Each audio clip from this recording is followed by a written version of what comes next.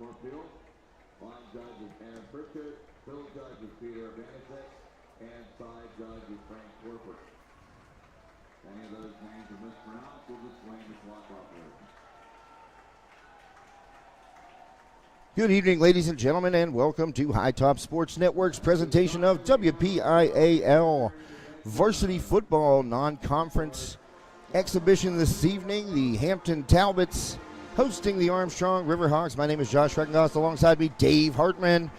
And Dave, we got the game of the week last week. The Riverhawks stealing one on the road in Natrona Heights, taking a 38-37 victory home over Highlands. And boy, we didn't know that we were going to get the game of the week, but we were certainly treated to a great one. Oh, man, we sure did, Josh. My God, that's probably one of the best high school football games I have seen in a long, long time. Neither team gave up, fought back and forth the whole way to the very last play of the game.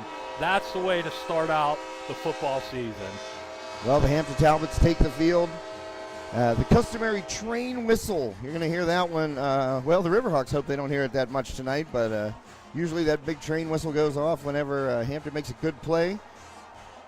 I want to say special thanks to Hampton Athletic Director Mike Gravlick for the hospitality. Everyone here always treats us so great every time we come down here to Hampton Township, Dave. And, per usual, we're scrambling around looking for something, and Hampton came to the rescue with a little bit of extra surge bar there we needed to keep everything powered up and running. So thank you, as always, to the fine folks here at Hampton. About to get it underway thanks to our wonderful sponsors this evening. Steffi's Country Catering, our pregame sponsor. Thanks to Terry Steffi. You can look him up on Facebook at Terry Steffi. Put those Sunday takeout orders in. And remember, the next time you cater an event, just tell Terry you heard it on High Top. Special 10% discount. But that's only for events, not for Sunday takeouts. So I want to make sure there's no confusion on that one, Dave. I tried to use that one time, too, and Terry was like, hey, buddy, you are High Top. And I said, oh, yeah, you're right. So just, Well, it was a special event. You were hungry. I was very hungry. Well, Terry knows that when I have to do the cooking, I just go right to him. Oh, well. He every time I call an order, he goes, so it's your day to cook, huh? I said, you know it, man. Yeah, there you go. And guess what? Nobody ever goes home disappointed when I cook. Hey, that's the way to do it. So thank you to Terry Steffi. Thanks to Sprankles in Katanning. You can see up there in the top right corner, Oktoberfest right around the corner. That is coming up real soon. Always a fun event. Boy, it has grown exponentially over the years, Dave. Really become a major event up in our area, out in Saxonburg there. They're going to have it at Lernerville Speedway this year. So it's gotten so big they got to take it to the racetrack. Wow. Yeah, that's something I've never gone to. I'm going to have to go check it out. Well, they started small as awesome things usually do. You start out small. It's a big idea, but you got to start out small, and it has grown into just a signature event. I think they had over 30,000 people last year, tons of vendors. I think it was over 600 vendors. I'm not exactly sure the number on that, but boy, the way they started out, I think it's only been 6 or 7 years, and they have really turned it into a signature event up in our area, a little bit north of here, a little bit north of Hampton Township. Well, Armstrong won the toss and deferred to the second half. We have those rosters right over there, Dave. You're nice. Our public address announcer. His name is slipping my mind right now, but every time I'm here, he is just tremendous to me. And he's shouting us out right now. He goes, what do you want me to say about you? And I said, well, I've had a lot of things said about me. Let's try and keep it on the up and up here. And he said, do you have anything written up? And the last time I actually did have something, I just kind of handed to him. And I said, I remember you asked me that, and I actually had something today. He goes, do you have anything today? And I said, no. And he goes, I'll think of something. I know you guys. So. Oh, yeah. He's a good guy. I remembered him as soon as he spoke. His voice is just one that you know. I really wish that I could. Oh, man, his name's going to escape me. I'm going to get it. But I believe his father was here before him as the public address announcer. I think his dad was sitting next to him in the booth. So we are here for the opening kickoff, sponsored by Schaefer's HVAC. Thanks to Sean and all the awesome people at Schaefer's. Heating and cooling your home all over the area, really. Armstrong, Indiana, Westmoreland, Butler, Allegheny counties. And I actually heard a testimonial about Schaefer's yesterday at my golf match. The air conditioner went out for a friend of mine, and his wife didn't want to fix it because it's almost fall. Yeah. And he goes, I'm baking here. It's 90 degrees every day this week. Exactly. And Schaefer's came out to his house, and actually it needed a capacitor changed. Pretty typical. The AC is almost 30 years old. Wow. And Schaefer's got it back up and running, so my buddy can stay cool for the rest of what is turning out to be a hot end to the summer. Riverhawks going to kick it off. Hunter Reed about to boot it from the 40, and we're underway here at Hampton. Taken at the 1-yard line by the Talbots, bringing it out, got a seam up the sideline, near sideline. Hunter Reed can't knock him out of bounds, and he is stumbling a little bit. That is number 10 for the Talbots, going to take it 99 yards. Josh Carr to the house, and just like that, you heard the train whistle. Wow, that was fast. Hunter Reed was the last line of defense right there, went low, got an arm on a hip, and that is not enough to stop Josh Carr. A dynamic return there for number 10 for the Talbots, 5'11", 170 wide receiver defensive back, and he wastes no time in putting the Talbots up 6-0. Great job by Hampton there creating that wall. They gave him that little bit of sideline, and he just took it and ran with it. Great blocking. I'll tell you what, Dave, last week during that game against Highlands, you saw a little trouble on the kickoff coverage by the Riverhawks. That was a bugaboo for them last year, and it got them right there. That seam right there on that wall, as you said, kind of sealing it back. It was really just a one cut by Corey, kind of faked like he was going up inside, and then boom, cut it back to the sidelines. They had the wall sealed.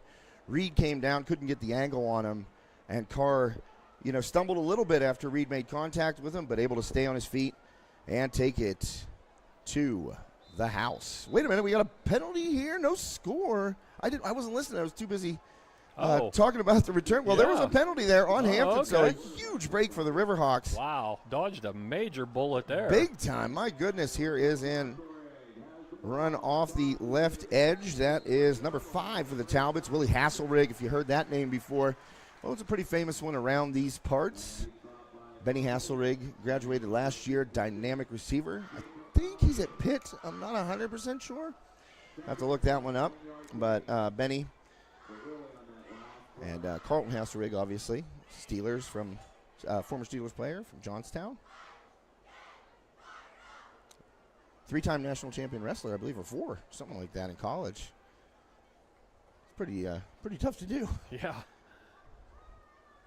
And here's another stretch play from the Talbots. Hasselrig has it again, and he's going to have the first down for Hampton, but he's grabbing his knee right there. He was tackled hard at the sideline there by Chase Jablonski, and he's limping off there. Hopefully he is all right. The way he went down, Dave, was kind of awkward.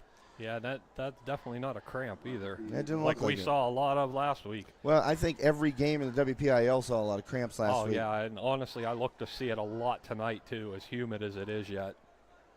So that'll make it 1st and 10 after Hasselrig gets tackled here on the near sideline and out of the game. Trying to keep an eye on him down on the sidelines, getting worked on the bench by the Hampton training staff. And another one out around. So the Talbots have seen something here by the Riverhawks, and you see the Riverhawks kind of crashing toward that middle. Well, Hampton has always had the athletes to be able to stretch it out around the tackles, and that's what they've been doing so far, first 4 plays, Dave. Yeah, they've obviously, like you said, they've seen something, and they're working with it. I'm going to try and tilt that camera just a little bit and get her. Kind of looks like I don't want sprinkles. There we go. I think maybe a little tab on the zoom. There we go. I think that's a little better. What do you think, Dave? Yeah. Like it? Sure. Sure, he says. Sure, I know. Yeah, I'll go with that. Maybe. I don't know. I'm watching the game, a monitor, the computer. Well, and Hampton busts loose another one. That run by Evan McEnany, 5'10", 185-pound junior running back, cornerback. And he picks up a first down. So Hampton has a 99-yard kickoff return negated by a penalty. And really hasn't slowed them down much here, Dave. They're no, it sure hasn't. Running outside those tackles and making Armstrong go sideline to sideline.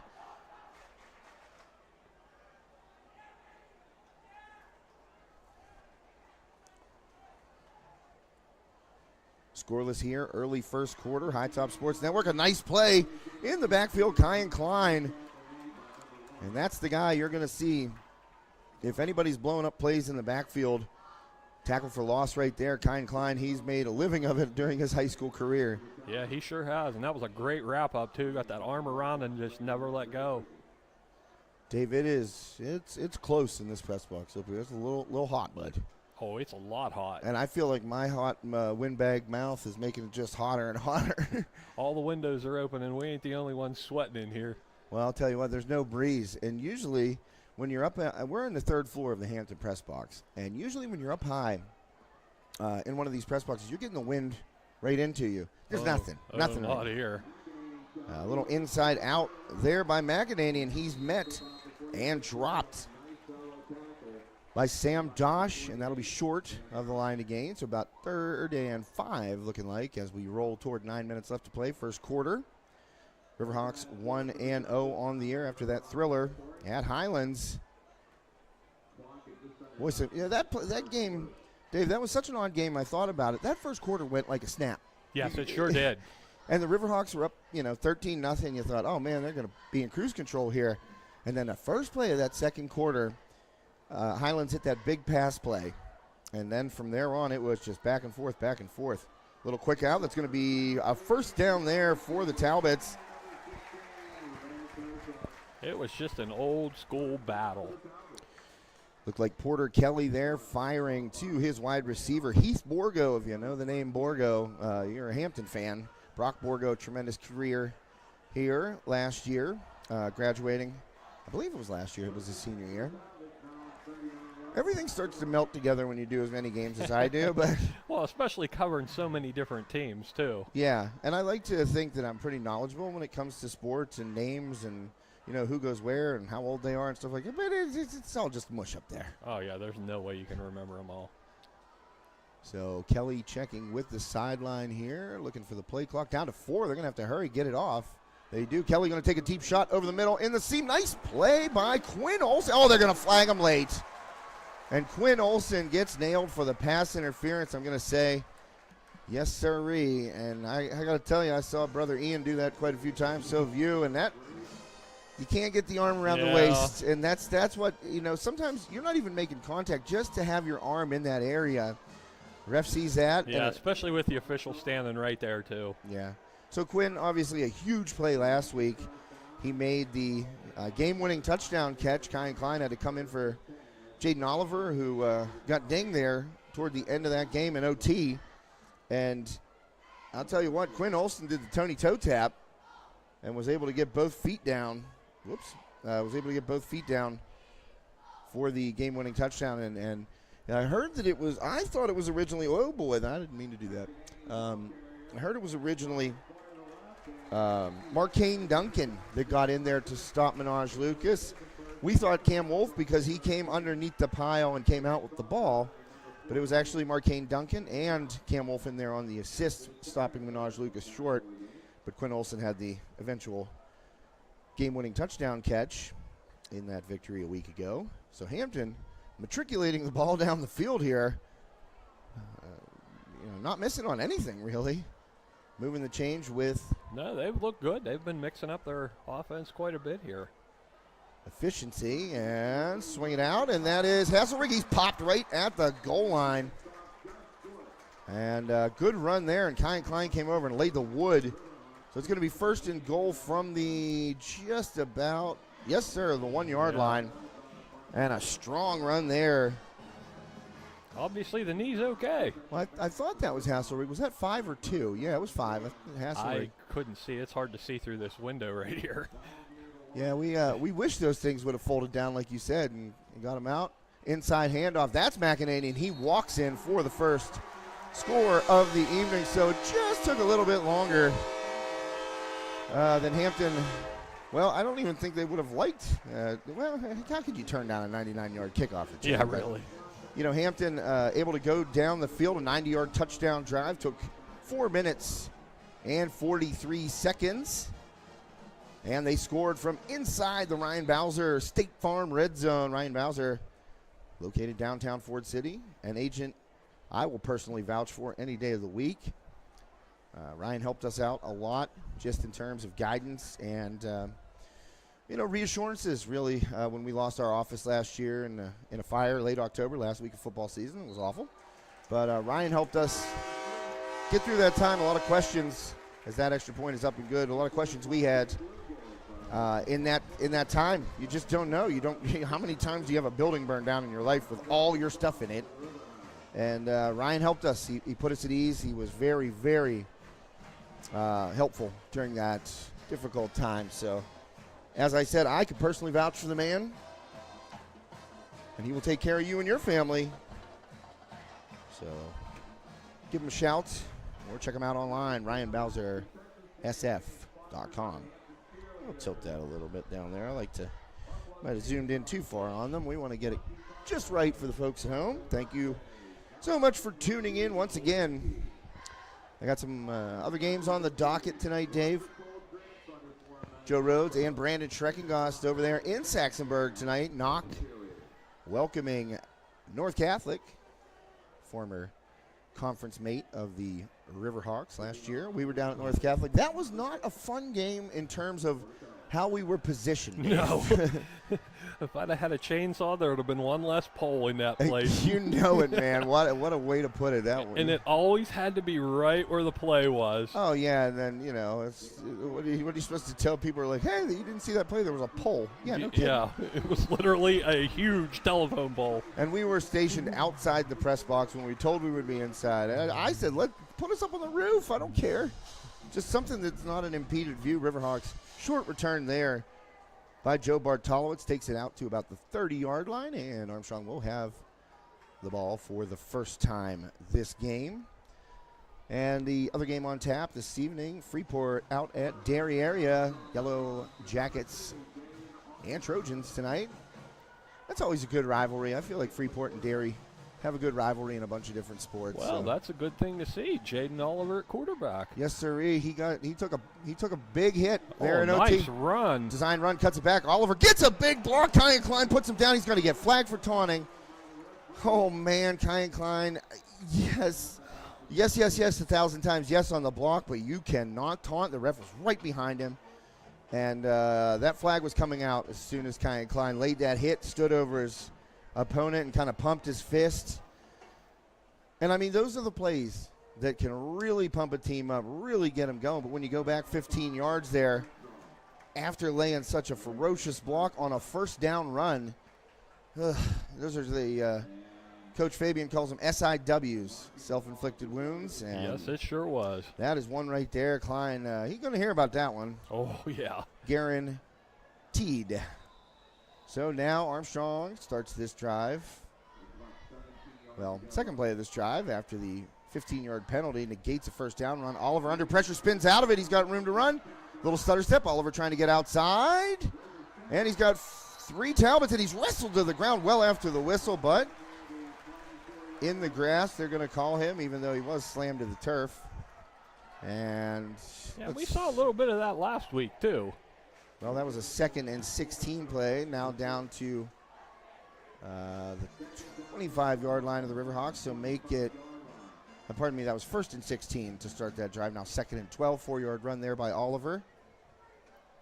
As we approach 6 minutes to play here in the first quarter. Thank you, as always, to our great sponsors, Olson Chiropractic, the Richard G. Snyder YMCA.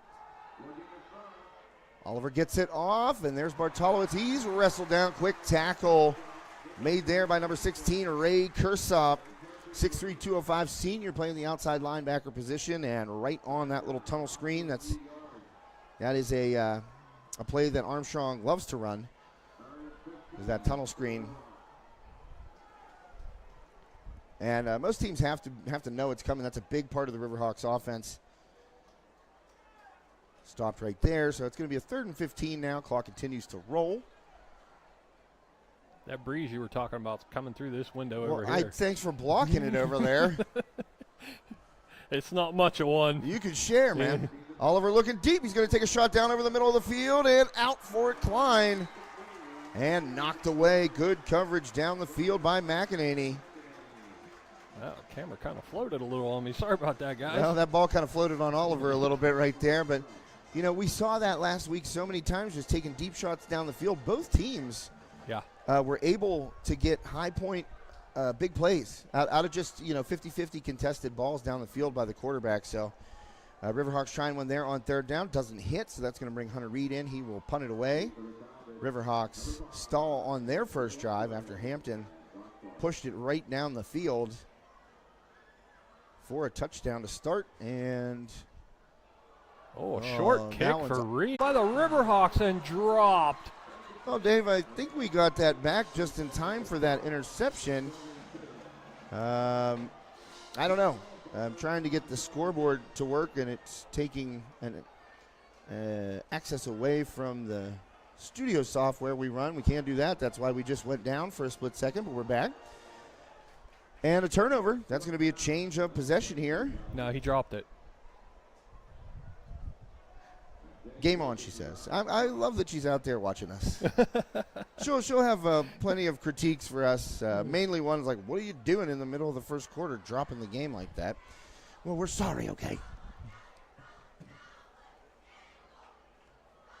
And Hampton, that was not picked off. It was incomplete, actually, but a change in possession due to the 4th and 8. So the Riverhawks get the ball back. No damage that time. And we're going to take a quick commercial break while we have a moment here. Thanks for watching High Top Sports Network. Armstrong Indoor Athletics, located at 132 South Grand Street Avenue in downtown Katanning, offers a state-of-the-art training facility and top-tier instruction by experienced coaches to help turn your youngster into the best baseball or softball player they can be. Batting cage and bullpen lane rentals are available for 30 to 60-minute sessions, and you can also sign your baseball or softball player up for private hitting, pitching, fielding, and catching instruction with our knowledgeable staff. Sorry to our friends at AIA. Riverhawks came back. Oh, that was a quick, time between. Boy, they ran right out on the field and ran that play. I mean, the AIA commercial, Armstrong Indoor Athletics, is not a long commercial. Yeah, we weren't even ready. And they just came flying on the field and ran that play like quick. I bet you there was 4 seconds off the play clock when they snapped it. And maybe trying to catch Hampton a little off guard, and they did for a 6-yard gain. So. Yeah, they caught me off guard, too. Well, they caught me off guard as well because I was working on something else. Here's a hard run up the middle, cost a Kookness. He's going to be pretty close to first down, too. Yeah, and he served as the primary runner on that. No, they're giving it to him. First down, Riverhawks. He served on the primary runner on that touchdown drive against Highlands, but didn't see much out of Kookness, Winecoop, or the rest of the Riverhawks running game there when it became a shootout. There was a. Yeah. Jaden Oliver ran the ball a bit, but that was mostly because he was under pressure.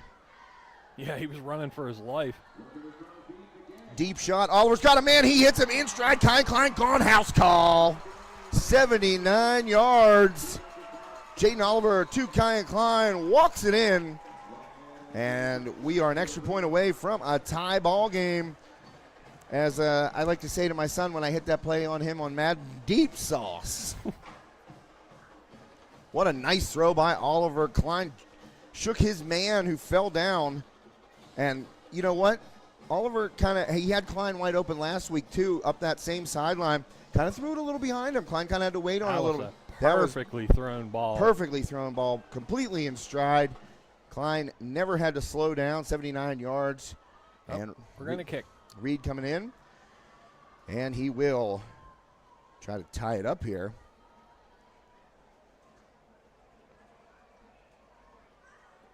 I'll tell you what. I'm going to say it after this extra point here. That ball up and good. That's an Olsen chiropractic extra point. When the aches and pains of everyday life get you down, check out Dr. Ryan Olsen, West Katanning.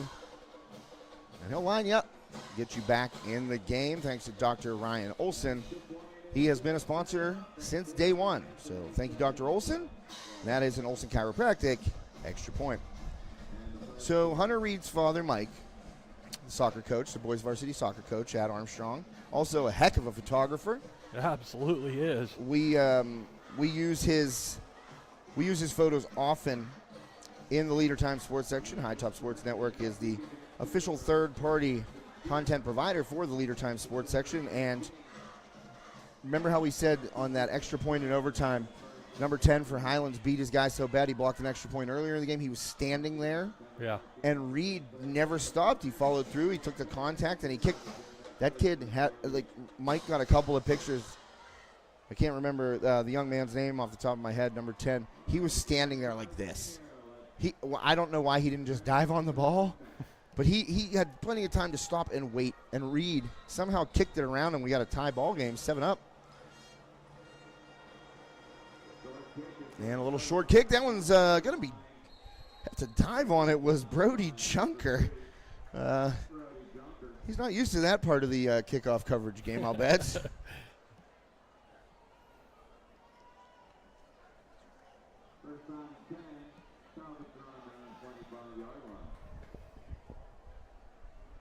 So Hampton will take over after the Riverhawks hit a big play and tie this one up.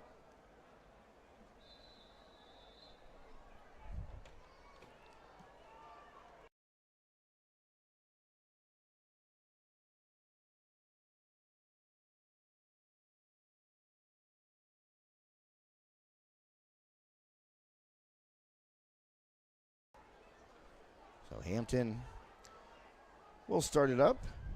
2:07 left in the first quarter, and we got a procedural penalty. Looks like that one is going against the Talbots, possibly a false start there, Dave. Sometimes it's tough for those big heavies to stay set like that. Yeah. Especially in this heat, they got the sweat rolling down their eyes, Oof. burning. I do too, and I'm not even playing I it. know. Although that breeze has picked up, Dave, I think you spoke it into existence, and I appreciate that. Yeah.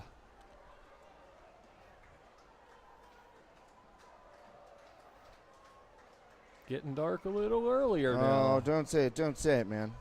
Stretch play to the sidelines. Riverhawks cut that one off nicely. Marcane Duncan in there, as was number 0, Max Zablocki. And a tackle for loss by the Riverhawks, so the Talbots well behind the chains right now. And it's going to be 2nd and 17. That's a little more of the defense we saw last Friday night. A little more multiple players swarming to the ball. Well, we have some things to talk about regarding that defense. Congratulations to the one and only Brandon Fulton, promoted to defensive coordinator of these Riverhawks. And somebody didn't know about that.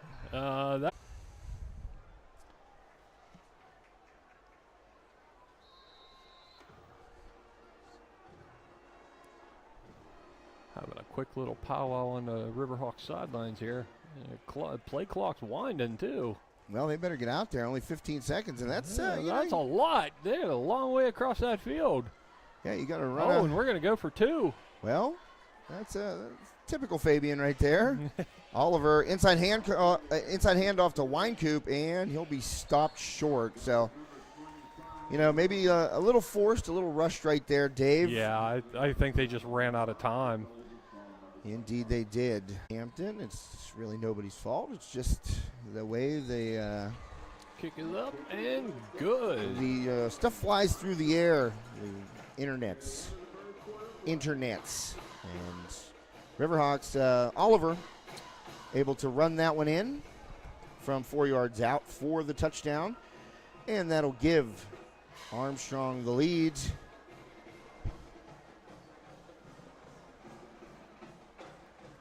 And hopefully, I've got the score here. Finally, after 11 minutes and 47 seconds, I'd like to think that I finally got it.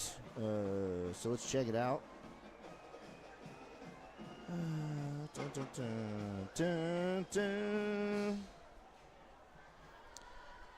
Hey, look at that. Would ya? We got a score up there, folks. Apologies for the delay. It's just been a little wonky with the internet, but hopefully we're smooth. We can blame it on the heat. Last week 0.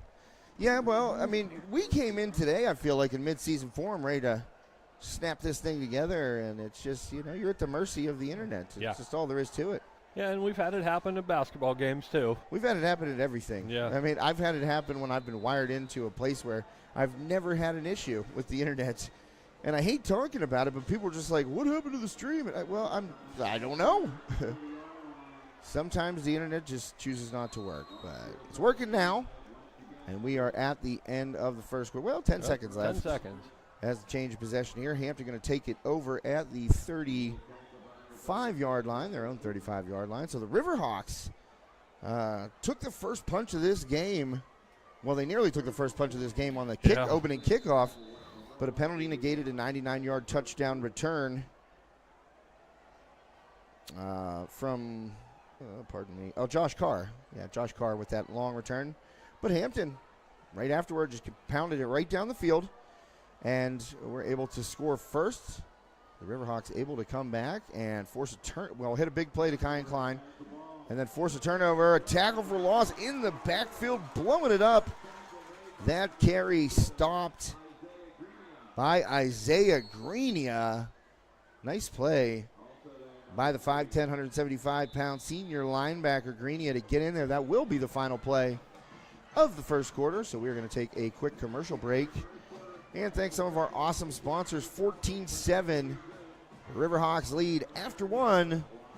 For Dave Hartman, my name is Josh Rettengoss. We'll be right back. Armstrong Indoor Athletics, located at 132 South Grand Street Avenue in downtown Katanning, offers a state-of-the-art training facility and top-tier instruction by experienced coaches to help turn your youngster into the best baseball or softball player they can be. Batting cage and bullpen lane rentals are available for 30 to 60-minute sessions, and you can also sign your baseball or softball player up for private hitting, pitching, fielding, and catching instruction with our knowledgeable staff.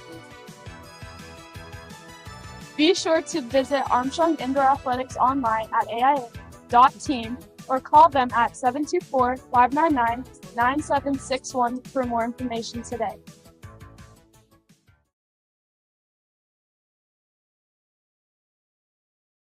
Hi everyone. Hi everybody. Hi everybody. Hi everyone. Sorry to our friends at Sprankles there. I accidentally hit the button for that commercial. We did get AIA in there, Armstrong Indoor Athletics, premier baseball and softball training facility in the region. Contact Coach Keith Schaefer. Check him out online, AIA.team. First play of the second quarter, stretch play. And waiting for it and delivering the hit was Chase Jablonski. But not before. Oh, I'm sorry. Who was that? Was that Hasselrig? Or was that McEnany? It was McEnany. Getting out there to the corner, nearly going to the first down marker, but it's going to be 3rd and 5. And you got to give credit right there to Jablonski. He stood his ground. McEnany had a full head of steam, and he stood his ground and stuck him. And it'll be 3rd and 5 now. We are underway in the second quarter. Oh, I'm sure he learned a lot of that from his brother. And another stretch play, and this is Hasselrig, and Klein gets him and will wrestle him down behind the line of scrimmage. So we will see if the Talbots. They're going to give him 2 yards. Oh man, yeah, they are. You might a bad angle here with the. They did give him 2, Dave. You're right. I'm looking at it from the side, trying to get my head around this pole, and that was an actual gain for Hasselrig, and it gets him closer to midfield here. Hampton head coach Steve Sciullo. Let's see what he does. Yeah, it looks like he's going to. Yeah, he's in punt formation. We'll see if it goes down like that. In this situation, I think I would kick 2.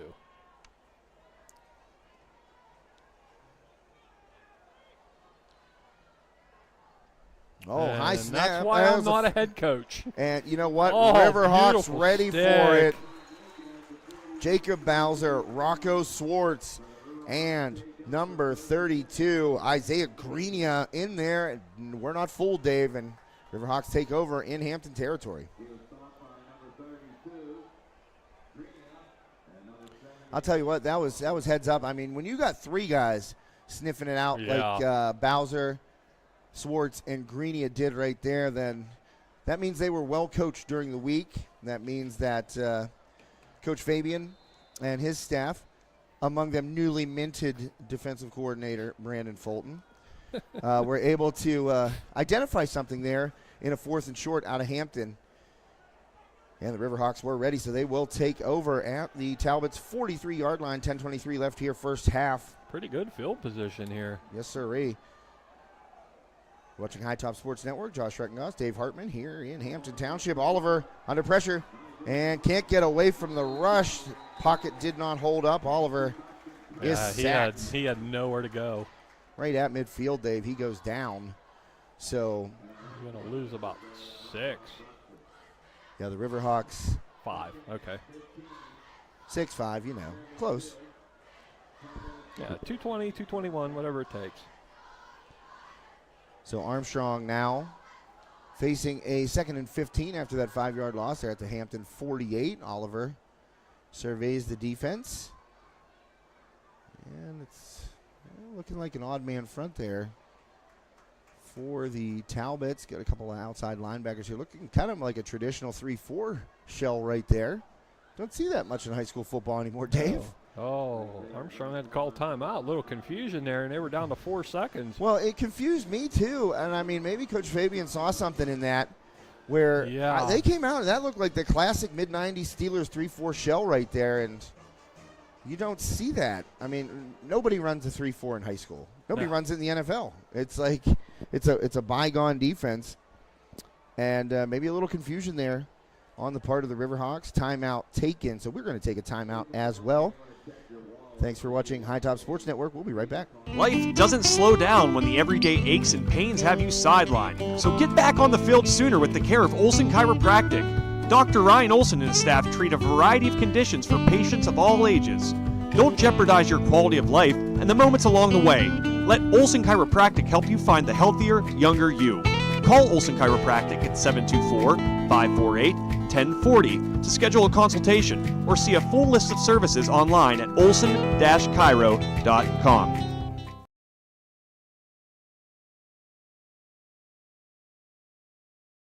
Steffi's Country Catering prepares home-style made-from-scratch dishes that will have you convinced Mom made it. Whatever the occasion, Steffi's Country... And welcome back again quickly out of the timeout. Riverhawks just run up and try and run the play quickly. And that is doing a number on my commercials. I'm trying to, I've been doing this a long time. I have a mental clock in my head where, okay, we got a timeout on the field. I can run this commercial. I can run this commercial. I have this amount of time. And the Riverhawks have caught me now twice getting that play off quick out of a timeout or a stoppage. And it's, I apologize to both our sponsors and our fans out there. It's like they're trying to catch Hampton a little off guard. And oh, what a nice throw by Oliver. Floats it into the seam, and Jablonski trying to get some push there from Rocco Swartz, but it's going to be a little bit short of the line to gain. And that's a tough throw to make right there because generally at this age, kids just want to fire it. And that one took some real touch by Oliver to get it over the zone, drop it into Jablonski on the run. And it's going to be 4th and 1. So a gain of 14 there for Chase Jablonski and the Riverhawks. Well, they'll make it 4th and 2 now on the scoreboard. So the Riverhawks obviously well within go for it territory. And Oliver checking with the sideline here. Signs being given. And here's a snap. RPO. Oliver has a seam. And he's going to be close. He's going to be real close. And it looks like he does have it. And the official gives the sign to the chain gang. Move it on down. First down. Riverhawks. 8:27 left here. Second quarter. Great job there by Oliver for hanging on to that ball because he knew he was going to take another hard hit. Well, I'll tell you what, he also put a little bit of the shimmy shake right there and kind of almost had the body language of he was going to pitch it out. And, yeah, I was waiting for the toss. It's a good thing he didn't. Well, that's the basketball player in him right there. Jaden plays on the Riverhawks varsity basketball team too, a very talented player out there on the hardwood as well. And that was a little bit of a basketball move right there, a little juke. Oliver toward the end zone. And hold in and caught. Touchdown, Chase Jablonski. And the Riverhawks are rolling. Oliver dicing the Talbots up through the air. 2 touchdown passes and a touchdown run for the young man by the name of Jaden Oliver, who got knocked out of that game last week against Highlands, but looking pretty fresh right now, David. Yeah, he's looking very good tonight. I'm kind of glad because he took a lick in the entire game last week. Well, you know, he was under pressure. He was under quite a bit of pressure. He was running for his life, and that run in overtime, it was a designed run to set up the play that ultimately went to Quinn Olson, thrown by Kyan Klein as Reed gets it up, and it's good. 21-7 Riverhawks taking a 2-touchdown lead. But what I was saying was that was a designed run right to set up that opening in the corner. Off that tunnel screen, I spoke with Coach Fabian during the week, and he said we wanted to set that play up exactly how we did. We obviously didn't want to lose Jaden on the run. Right. And bring in Kyan Klein there, and they took a timeout. Remember, they took a timeout, and Coach Fabian told me, well, nobody really wanted to tell me what we should do. I asked for suggestions. Yeah. And nobody wanted to make the call, so they stuck with the same play call they had in mind because, you know, Coach, he's a couple plays ahead, you know, thinking in his mind, okay, if we get to a 3rd and short, we get to a 3rd and long, whatever. And they ended up running the same play because he goes, I knew Quinn was going to be open. You just don't want to put that kind of responsibility on Kyan Klein, who hasn't thrown the ball all day. Right. And Kyan, as we talked about on the way down here, Dave, nearly a little too tall for Quinn Olson. But, you know, when you're catching balls from a Division I quarterback growing up in your backyard, Quinn made a heck of a play in the back corner there and got the feet down, got both feet down, yes, too. He did. I was just going to say Didn't even need to do that, but he did, and that turned out to be the eventual game-winning score. So Oliver, I mean, he's delivered some really, really nice throws in this first half.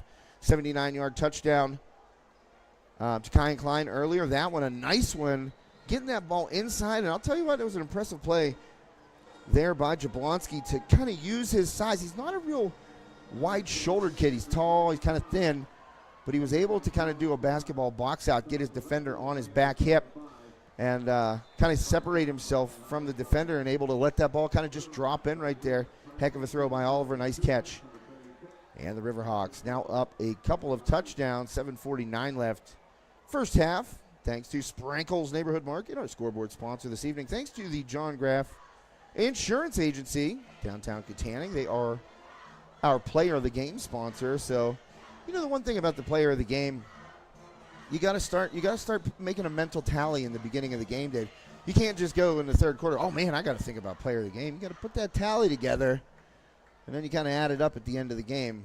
And sometimes it does come down to the end of the that's game true. too. We gave the John Graff Insurance Agency player of the game to Cam Wolf, and I'd like to split it now with Marcane Duncan now that I heard, oh, man, that ball just a little bit too long. I think he heard footsteps. Well, you know what? And that's a throw toward the sideline there.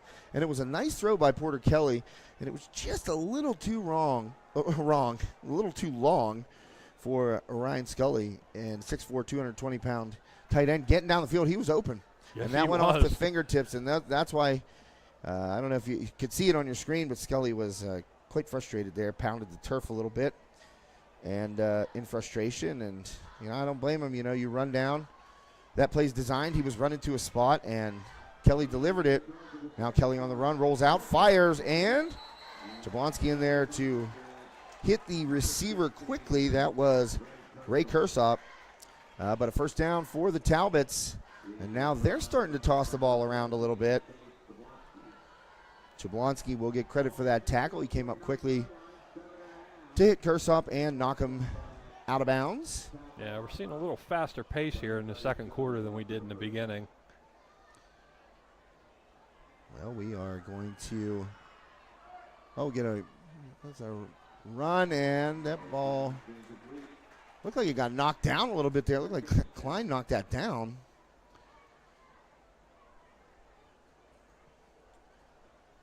And right now, while we have a moment, we would like to thank Steiner Sacco Law. This broadcast is copyrighted by High Top Sports Network for the private use of our audience. Any other use of this broadcast or any pictures, descriptions, or accounts of the game without the express written consent of High Top Sports Network is prohibited.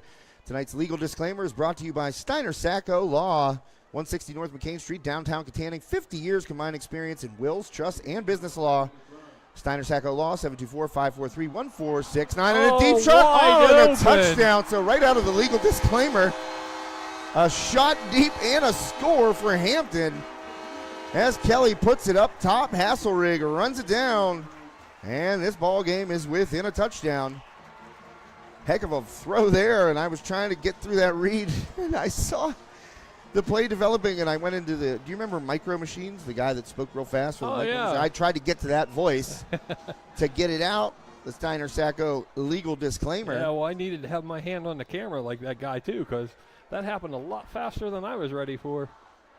Sorry to any Hampton folks out there if I might have missed the end of that. Well, the important part is the score. And Hampton now an extra point away from making it a 7-point game. That one up and a little sideways. That was yanked right there by the kicker. That is number 25, Parker Valentine, freshman. Oh, excuse me, that was Jake Lucas. Apologies to Parker Valentine.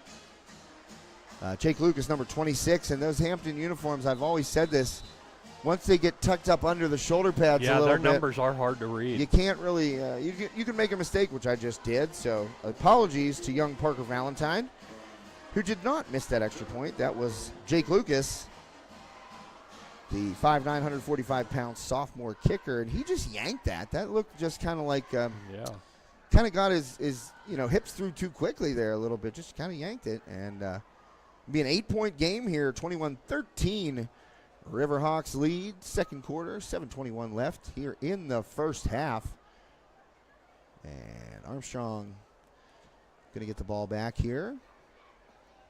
Well, we think they're going to get the ball back. I mean, lots of stuff can happen. It's football. Yeah, that's why you play the game. You play to win the game. But, yeah, I mean, you can't ever say anything with certainty in football. It's like, well, the Riverhawks are going to get the ball back here. How do you know? Yeah. I don't know. It could be an onside kick. It could be a fumble recovery. It could be a line drive kick off a lineman's hands that bounces away and Hampton falls on it. So much can happen. Yeah, this isn't like the NFL. You don't have to announce when you're going to onside kick it. Yeah, right. Hey, everybody. Yeah, we're going to do this. We used to be able to do this and catch you by surprise, but not anymore. Yeah, that's all right. Billions of dollars will flow once the NFL kicks off here in about, just about a week, Dave. And a line drive kick, that one taken at the 20. So going to be good field position regardless. Sam Dosh caught that one, and they're up around the 33-yard line. He is driven out of bounds. Well, they're going to give it to him right inside the 35, so Dosh, generous spot there by the stripes. Yes, it was. I thought he was right at the 33 when he went out. I didn't think he made quite that, but hey. Well, that pigskin is kissing the 35-yard line, and that's where the Riverhawks will take over. 8-point lead for Armstrong. Thank you to Bird's Foot Golf Course, the official golf course and the second home of High Top Sports Network. Great place to go out and catch a round now. You know, we're, as you said earlier, much to my chagrin, Dave, it's getting darker earlier and earlier. Boy, think about it, a month ago, I mean, it was still bright out at this time of day, and I was on the golf course, but that little screen, that was pushing forward there was Jablonski. 9.5 yards out of that. I'll Great say, second and look third at the effort. I'll tell you what, Chase Jablonski's having himself a nice game here. He sure is. Touchdown catch, a couple of big plays in the passing game. And defensively, you know, the Riverhawks got beat on a long pass there Hampton's prior possession, but you know, you're going to get some bumps and bruises. It's just like at any level of football. There's going to be big plays. It's how do you respond to them? How do you weather them? And how do you end up turning the ball upfield like Costa Kuknas does right now? He's wrestled down inside the Hampton 40. And the tackle made there by Kershaw, but a nice run by Costa Kuknas. And we're seeing a little what we saw last week, too, that hurry offense. That's a 17-yard scamper there by Kuknas. Quick little, what would you call that? Not even a muddle huddle. I mean, they were right up on the line. Yeah, they went straight to it. right up on the line of They're scrimmage. going to do it again. Yeah, Riverhawks getting that play coming in, and Oliver going to put his teammates right back up on the line of scrimmage. 5:57 left here, first half. And Riverhawks, well, they're going to take a little bit more time here. 25 seconds left. Well, play clock has not started, Dave. So. Oh, wow. Yeah, there it went. Yeah, a little delay there. Maybe they were using the internet, too. It's possible. It's possible. Hey, I don't you know. never know. Crazy things floating through the air. I'll tell you. So this, I didn't want to move this camera next to me, but Oliver taking a shot deep again, and that one's going to be picked, I believe. Yeah, I think so. A little bit too long right there, and he put up a jump ball going the direction of Jablonski, but coming out of there with it. A nice defensive play by Carr, who had a touchdown taken off the board, a 99-yarder, first play of the game. He took the opening kickoff to the house, but a penalty brought it back, and Carr now finding the stat sheet there with the pick. But listen, not a great place to be here for Hampton. No, not the way the Armstrong defense has been swarming in the backfield. Well, last week we saw the Riverhawks get pinned deep by Highlands, punt down inside the 1, and Oliver was sacked for a safety. So the Riverhawks probably licking their chops right now, and they're bringing people up. But out of there, a good run by McEnany. Give him a little bit of breathing room there. Yeah, he went off right guard there. The big heavies clearing a path for McEnany. Joe Bartolowicz makes the stop. 5 minutes left here, first half. You're watching High Top Sports Network. Don't forget to check out the other games on the network tonight. North Catholic at Knock. And Freeport is at Derry this evening. Luke, oh, that's Kelly, and he's dropping that same play. That was the same play, Dave. And the big man is going to hit sixth gear. Will he run away from Sam Dosh? He will not, but a huge play. And it hits that time. It was just out of the fingertips of Ryan Scully the last time they ran that play, but out of the shadow of their own end zone. Hampton goes back to the well. Porter Kelly finds Scully, and that ball gave a little bit more, little float on that one and allowed Scully to run it down. And once he caught it, I'll tell you, some pretty good speed from the big man, listed at 6'4", 220. And Ryan Scully. Yeah, and Dosh was a little gassed after he caught him, too. Well, he had to run 75 yards, and I'll tell you what, Scully, he kind of looked like, one of those old original Broncos, like an 84 Bronco, just gigantic 308. And once he started turning it up, he got moving. That ball stopped at the 5-yard line. That rush attempt sniffed out, and some people still on the ground. I don't know if they're saying the ball's out or if somebody's hurt, but nope, we get up slow off the pile. Kai Klein was in there. He had his arm under the pile, so it was. Oh, he was punching for the ball. Reaching and grabbing and, No, I'm not punching. I'm sorry. Yes, maybe gently. Yeah, nudging the ball, or trying to, but Hampton up all out of the scrum with it. Under 4 minutes left. And after he got the play call. Boy, Hampton taking lots of time here. Well, you know what? The Riverhawks have shown big play ability, quick strike ability, so. Oh, there was a lot of movement. There was a lot of movement right there. And we had two linemen on different pages. Well, I'm telling you who that one's going against. That's Logan Glock. And you know how I know? Because he was 3 yards into the Armstrong front there, and he turned around as soon as that whistle blew, and he smacked his helmet with both hands. He knew it was him. And, hey, you got to own it. That's what I tell my kids all the time. This thing called life is about accountability. You got to own it. And Glock looked like he owned that one right away. I know that was me. I know. I'm sorry. Won't happen again, Coach. So now a 2nd and 10 from the 10. No first down can be gotten. And what a play coming flying in and wrapping up. Porter Kelly was Ethan Ekman, 5'10", 200 pounds, senior linebacker. Well, they got him DB, LB, RB. He's a hybrid kind of player. And Ekman right on the ball there, and we're going to get a timeout. No, we're not. We're not going to get a timeout. Hampton has all 3 left, and they have not used one. kind of surprising in this situation that they didn't take one. Extremely surprising. I really thought that was timeout. And they got, the public address announcer gently reminding everyone that the Talbots have 3 timeouts. Coach isn't going to use them. He has 3 timeouts left for the Talbots. Hint, hint, wink, Oh, wink. and finally, one called there as the play clock winds down to 0, 2:27 left. In the first half, Hampton knocking on the door. Riverhawks lead 21-13. We will be right back after this message. My name is Rick Mercurio, and I am in family medicine. But at 70 years old, I've slowed down a little bit. I'm more doing geriatric medicine. We moved to this area in 1984 after finishing my residency in Virginia. My family became members of the YMCA, which is now Richard G. Snyder YMCA. I had 4 children at that time, and we wanted to use the pool for swimming issues, and why soccer for kids is to die for. But back then, that was the most popular of all things. When I was 24 years old, I was a second year medical school. We were learning there's benefits to exercise. It wasn't established back then in the 70s. It was not known that atherosclerosis and all kinds of things can benefit from it. It was just being looked at. I've told hundreds of people to start coming to the Y or something. I talked exercise, and I was an example for it. You know, it's real hard if you weigh a whole lot, you smoked and all that, and you didn't exercise.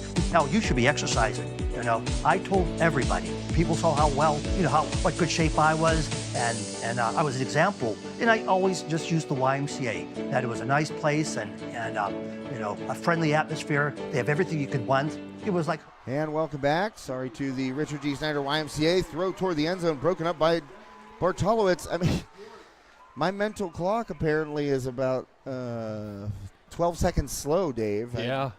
You know, I mean, I think I pretty much went to that commercial right out of that stoppage. Yeah, you did. Oh, no, you did. I hate that. I mean, it's jerky, and I hate to cut our sponsors off, but I don't want to miss anything for the fans out there, obviously. So, just trust me. We love our sponsors, and every one of them on there I could vouch for personally. I have a personal relationship with every one of our sponsors. It's not just lip service. So, we appreciate the Richard G. Snyder YMCA.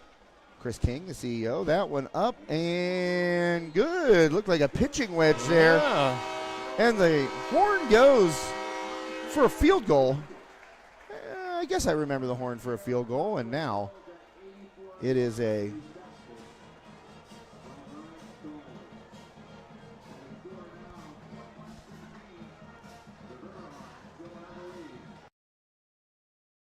just went. So make the score 21-16.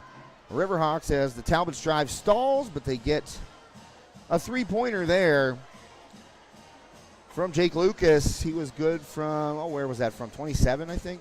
It was like 27, 28. Yeah. It's about the 10-yard line because I remember them getting stopped there. So we have 2:18 left. Riverhawks and Talbots. A good game here. Former conference foes, just like we had last week. Highlands and Armstrong, former Greater Allegheny Conference foes. Riverhawks up to 5A this year. And those are going to be interesting games. Yes, they will be. To say the very least. Not necessarily sure that the Riverhawks were dealt a completely fair hand, but no. You know, it is what it is, and nothing changing now. Return is up over the 40-yard line as Bartolowicz was able to break a tackle, get it up to about the 41. Yeah, once we get into section games or conference games in football, I love to believe in the underdog. Armstrong will be the underdog, and that's not a surprise. Judging by who they're going to be playing, Dave. Yeah, they're going to get some real powerhouse, perennial winning schools. You know, Coach Fabian and I, we've known each other a very long time. We went to high school. Well, we didn't go to high school together. He went to Fort City. I went to Katanning. Played sports, against each other. And he and I have a pretty good relationship. A lot of off-the-record stuff talked about. But I said to him, Coach, why? If you're getting bumped up to 5A, that's one thing, okay? Say the numbers, say that. They do, with the VOTEC multiplier, they go up. Everybody in the county goes up, okay? Right. So they bump to 5A. Fine. your 5A football team. Why are they not in the same conference as Plum and Shaler and Fox Chapel, all those teams down 28? Yeah, it makes no sense at all. Instead, they're playing Gateway and Penn Trafford and Franklin Regional. We're talking Murraysville, Westmoreland County down that way. Like, it just doesn't make sense geographically, more so than maybe competitively or anything else. I mean, geographically, right there, I just named 3 schools in that conference that are literally not bad road trips for anybody involved. No, you're looking half hour, 40 minutes tops. And it just I don't know. I'm not complaining. It really doesn't affect High Top Sports Network either way. We're going to be covering the Riverhawks no matter what. And make sure you stick around for the Richard G. Snyder YMCA halftime show. Riverhawks band making their way over to the area behind the Armstrong bench. What we do is we put the camera at midfield and we let the bands do their thing. And Oliver out over the Hampton 45-yard line. He's going to have a first down. There is 39 seconds left. That's going to be a stoppage, I believe. Coach Fabian will use a timeout right here. 39 seconds. I mean, obviously Oliver has the arm to get it down there. It's like, what do you do to get to that point? Do you try and get in Hunter Reed field goal range, which we have seen in the past is deeper than 99% of high school kickers? Yeah, I mean, anymore, it's kind of rare to see high school players taking chances at field goals like that, let alone 35-plus yards. Well, in my journalistic career, I've been blessed to cover some really good kickers at the high school level. One of them made it to the NFL, and his name is Mike Badgley, Summit, New Jersey. And I got to cover him his senior year, and he was banging 50-yarders like they were nothing. And I'm talking like banging them.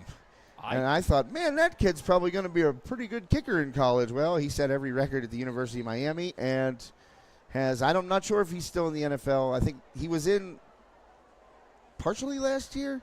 But, I mean, we're talking a 12-year career since I covered him.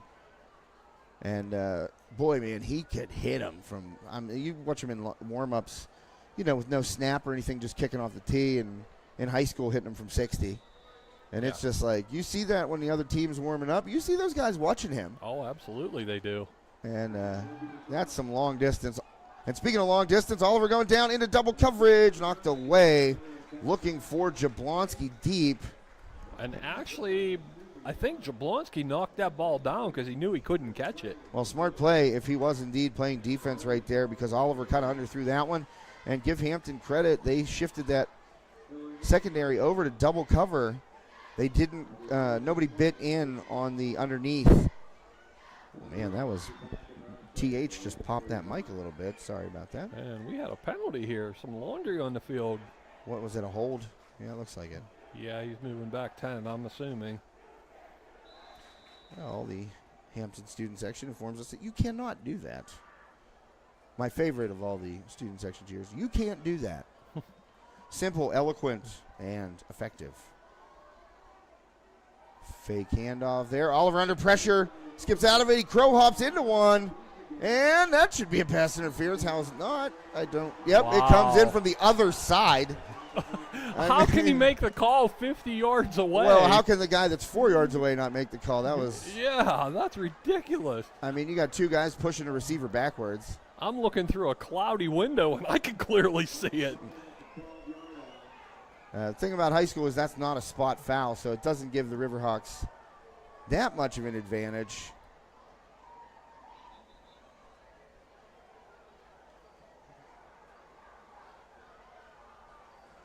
But it does give them a first down. Yeah, I want to see where they spot this. What is it, 15, right? So it'd be 15 from the – is it 15? 45. Yeah, it'd be 15 from the 45, so they should get the ball in the 30. 24 seconds left. That was a 1st and 20. We'll see. Maybe get it at the 40. Whoa, we're going way back now. They got to call it on Armstrong. Or are they going to have to walk it off? Oh, yeah. Okay, this is fun. Hey, everybody follow me. Usually when they did this, they had offsetting. Yeah, there must have been something a little extra there that They're not calling it up to the press box. Have you noticed that tonight? They're not turning and signaling to the press box what the penalties are. So you and I can guess. We're knowledgeable. It's going to be 1st and 5 now. We're knowledgeable gents when it comes to this game. I would like to think. I try. And you succeed, my friend. Well, the Riverhawks are going to try and put a couple more points on the board. I believe it was 21-16 last week at halftime, Dave, if I'm not mistaken. And that ball out, some blocking in front of our Talbots. He's going to get a first down on that 1st and 5 play. The clock will stop, as it does in high school, once a first down is achieved. Quick spot, and let's see, the referee turn it up, and a spike there by Oliver. 1 timeout left for the Riverhawks, 2 remaining for the Talbots, as Oliver spikes that one into the turf. 13 seconds left here in the first half. Josh Rettengoss, Dave Hartman along with you this evening. Happy Friday night. Hope you are enjoying this broadcast. A little shaky in the beginning there with the internet popping around, but I think I got everything. We got about all our devices in use. That is correct, sir. Oliver swings to that, one's picked off. Stepping in front of that throw and making a heck of a play still on his feet was Josh Carr, his 2nd pick of the evening. So Carr kind of baited Oliver into that one, it looked like, Dave. Yeah, he sure did. He got low there. He knew where that ball was going. And he had to he was like a little low to the ground there and popped right in front of that. He was right in the middle of Armstrong's playbook on that one. Well, that was a short slant that got reversed there by Carr, and luckily for the Riverhawks, finally able to bring him down. Obviously, Carr has shown the ability to take it to the house like he did on that opening kickoff, which was negated by a penalty, but Riverhawks pretty lucky to get Carr down right there. And so most likely the Hampton Talbots will kneel on this one and head to the locker room down 5. Riverhawks hitting some big plays, but a couple of turnovers here in the 2nd quarter. And some big plays out of the Talbots as well. 21-16. So make sure you stick around for the Richard G. Snyder YMCA halftime show. Thanks to Chris King, Jen Cogley, Hillary Brown, all the fine folks at the RGS YMCA down on Water Street in Kittanning.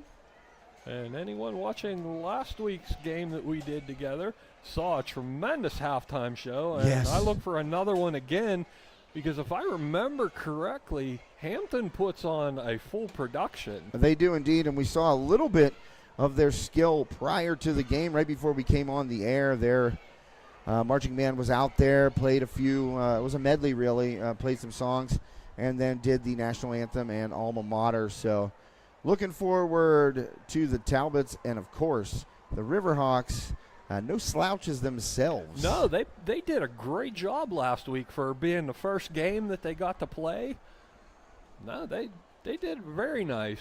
Well, Dave and I are going to put our mics out the window. Enjoy the Richard G. Snyder YMCA halftime show. We'll be back with the 3rd quarter.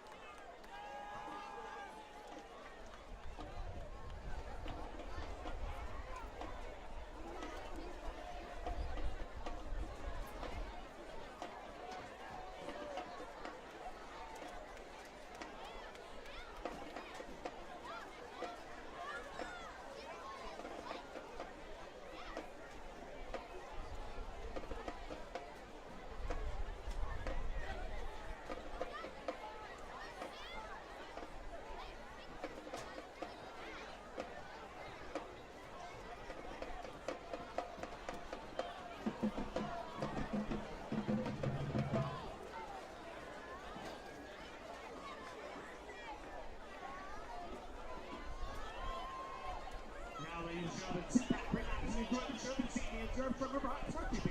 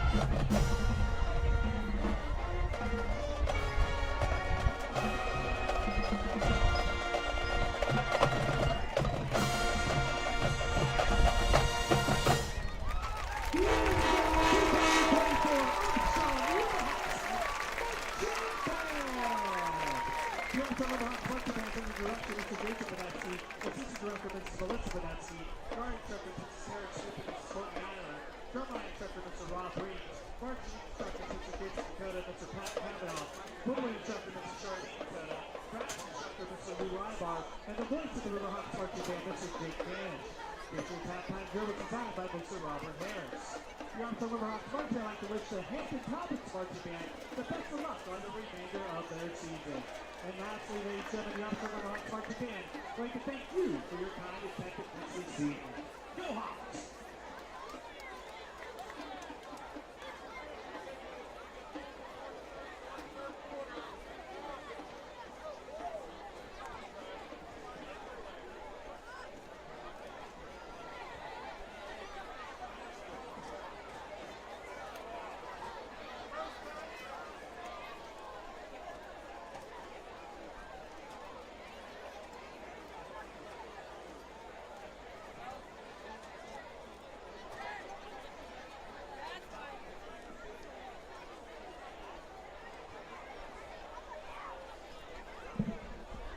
The Hampton Marching Band performed their 2024 field show, Eclipse Love Across the Sky, before the football game this evening.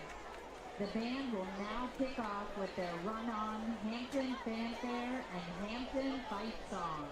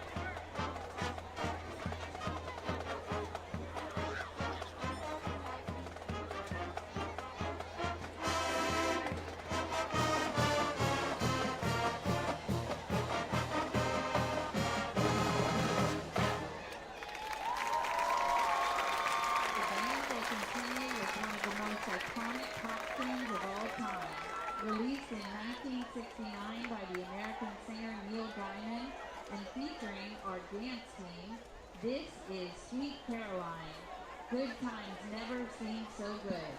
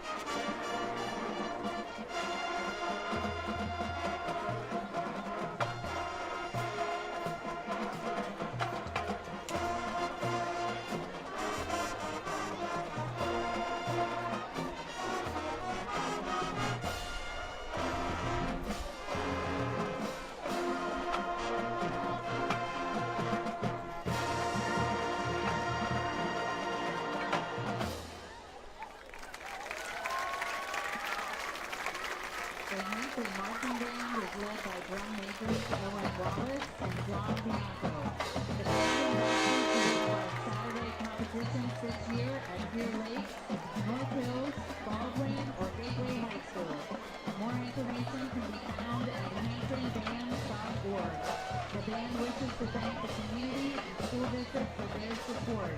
Go Talbots!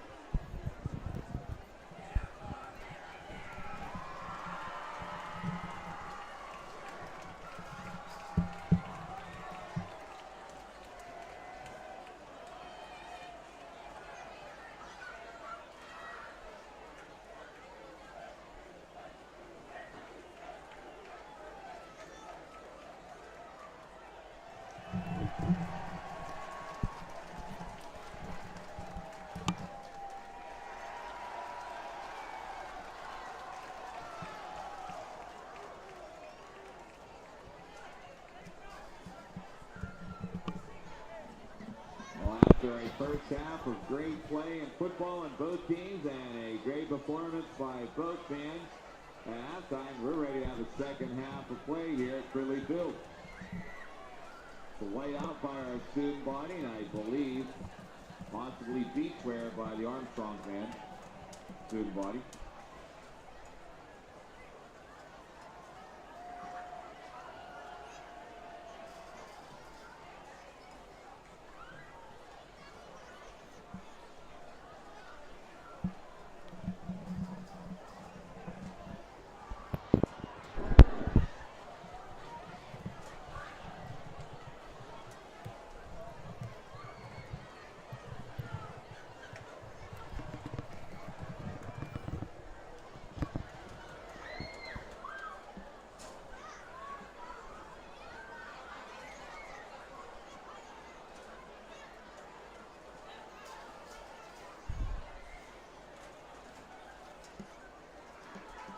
Deep for the Riverhawks, who will receive for the second half of play. Number 14. Number 48.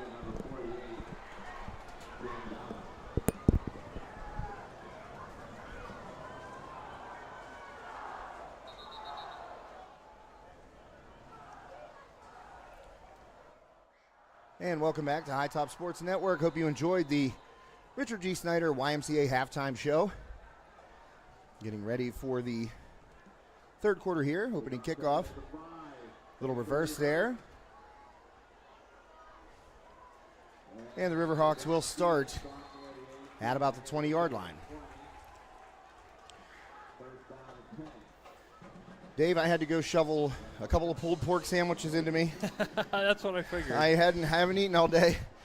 And, there's only so many minutes at a halftime, and you're waiting in line. And I hate to pull the I'm a broadcaster card.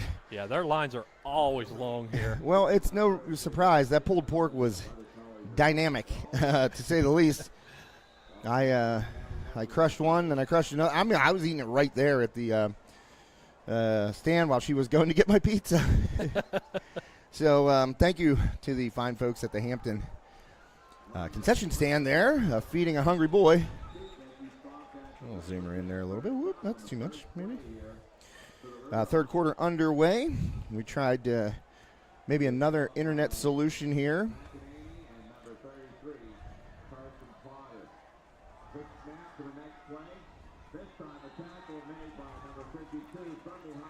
Okay, and then we need the, where was that scoreboard window? Whoops.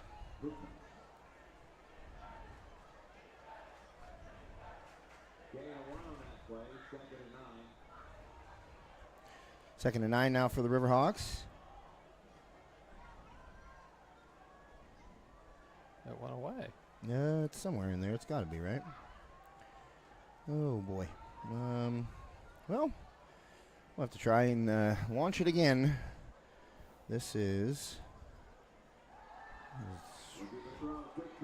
a quick pass is complete there. Kyle Klein still on his feet, pushing forward to about midfield.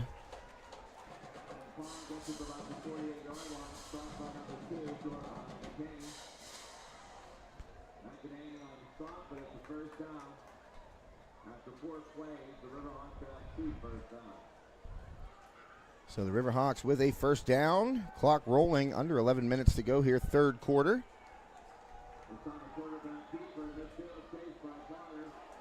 And stuffed in the backfield. Oliver took a hit at the line of scrimmage.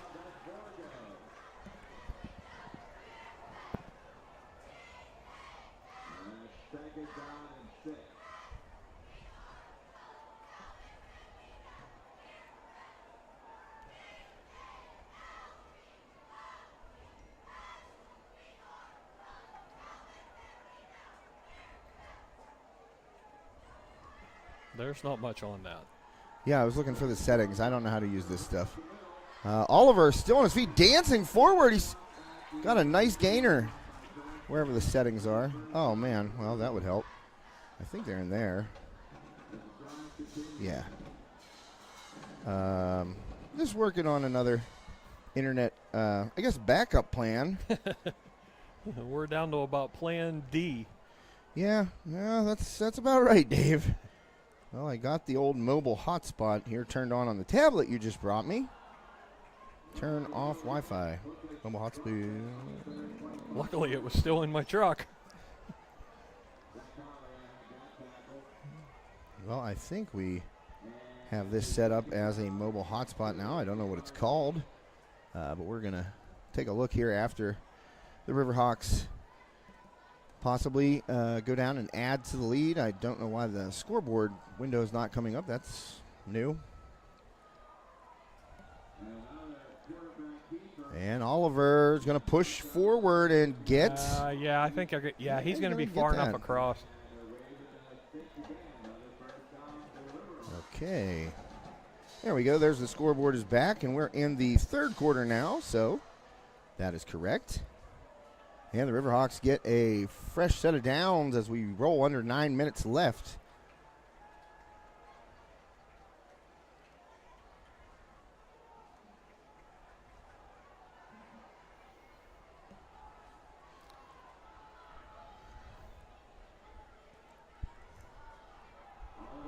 Oliver again. He's running hard on this possession, goes forward.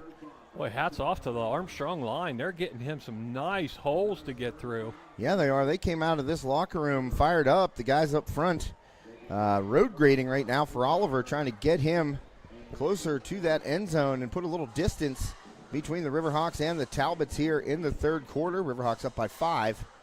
A big first half for Jaden Oliver, but a couple of picks as well, Dave. So that's that bit of youth, bit of an inexperience there, although Oliver did get a significant amount of playing time last year as a freshman after Colt Sprankle had his collarbone broken against these Hampton Talbots. And there's Phoenix Winecoop running hard, trying to haul him down, and Winecoop stays on his feet and gets into the end zone. Big run. Wow. By Phoenix. Great run. Winecoop still churning from 11 yards out. And he punches it in, so the Riverhawks take their first possession down the field and put points on the board. About an 80-yard drive, 79-yard drive for the Riverhawks, punctuated by an 11-yard touchdown scamper by Phoenix Winecoop. And that was just sheer determination. Yes, it was, Dave. That's a great way to put it. And Reed gets it to go, and my goodness, almost blocked again. Boy, the opponents the past couple of weeks have They've been in his face a lot. They have certainly been in his face a lot. So we will be right back after this quick commercial message. Steffi's Country Catering prepares home-style made-from-scratch dishes that will have you convinced Mom made it. Whatever the occasion, Steffi's Country Catering will have you coming back for every event year-round. Find us on Facebook to place an order or to see our Sunday specials, or call 724-54-85047. And welcome back. High Top Sports Network here. Riverhawks go down the field, first possession, and score a touchdown to make it 28-16, a 12-point lead for Armstrong.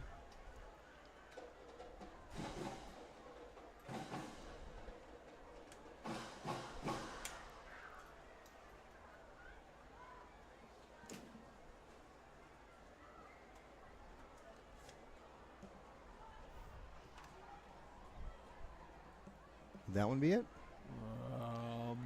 Looks like it is. I don't know. Never had to use it for that before.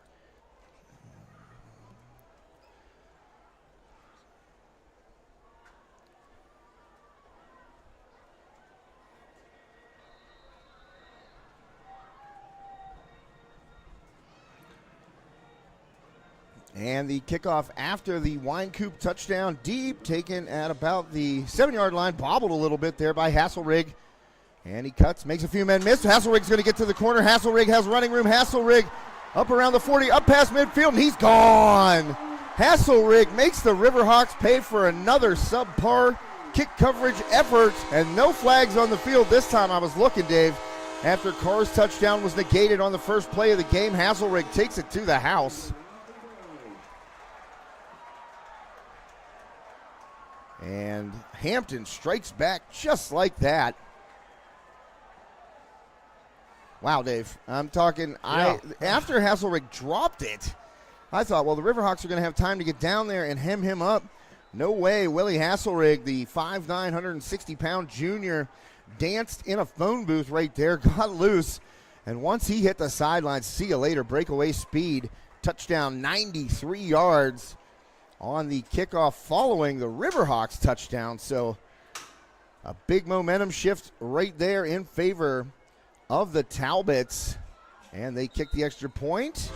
Lucas. And it is good. Yes, sir. Jake Lucas, the sophomore kicker, missed that one extra point, but he's been good since. He hit that field goal as well.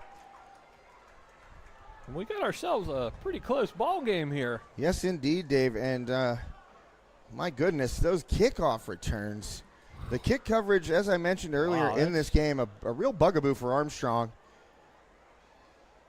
And Dave, while we have a moment before the next kickoff here, I would like to send some get well soon wishes out to one of High Top Sports Network's biggest fans, Barry Stauffer. I've known him my entire life. He was a neighbor. Growing up in Cowansville, Pennsylvania. Yeah, that's right, Cowansville, Pennsylvania. If you know that place, then you know the back roads of Armstrong County. You are truly from Armstrong County. Barry currently in Allegheny General Hospital dealing with some medical issues. And Barry, I know you're watching, man, and I just can't say enough how much I appreciate all the support you've given High Top since we launched this thing. I know you're one of our biggest fans. You tune in all the time. Heck, you come up and sit and talk to me during hockey games while I'm on the air. And I always appreciate that. Barry, a huge Armstrong fan, just a sports lover, a great guy. And wish you get well very, very soon, Barry. I hope it's as good as it can be, my man, and that you're out of there soon, and that everybody, that's dealing with your care right now is on the same page, and you get a plan together, and you get home, and you can watch High Top from the comfort of your couch instead of a bed at Allegheny General. So I wanted to say that while we had a moment. Riverhawks, a good return right there, out to around the 40-yard line, but Barry has been, like I said, I've known him my entire life. He's one of my dad's best friends. I grew up with his daughter, Dawn. She's a year younger than I am, and very close to their family. So I had known Barry was fighting some medical issues and got more of an update today. So I just want to say, Barry, from everybody here at High Top Sports Network and from me personally, man, get well soon. And I hope to see you and shake your hand very, very in the very near future. Riverhawks. Oh, Oliver squirts out of there. Oh, looking a little like Barry Sanders backwards running. So Oliver, a good run there on first down.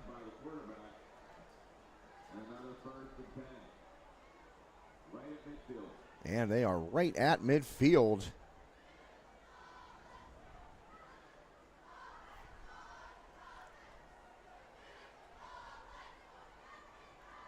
And Armstrong a 1st and 10, 7:08 left, third quarter. Tight game here, 28-23.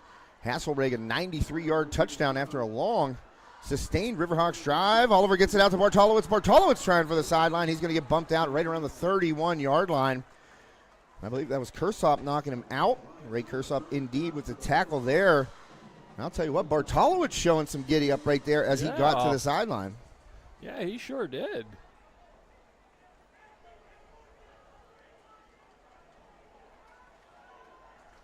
Back to a little more hurry-up offense by Armstrong here.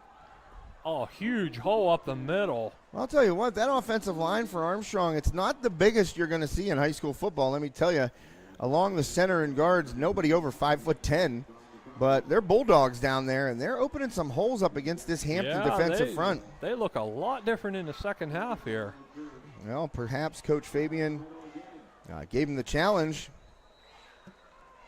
and they are pushing the ball forward right at the 20. That's another. Oh, well, the chain gang staying put. That should be a first down. That should be a first down.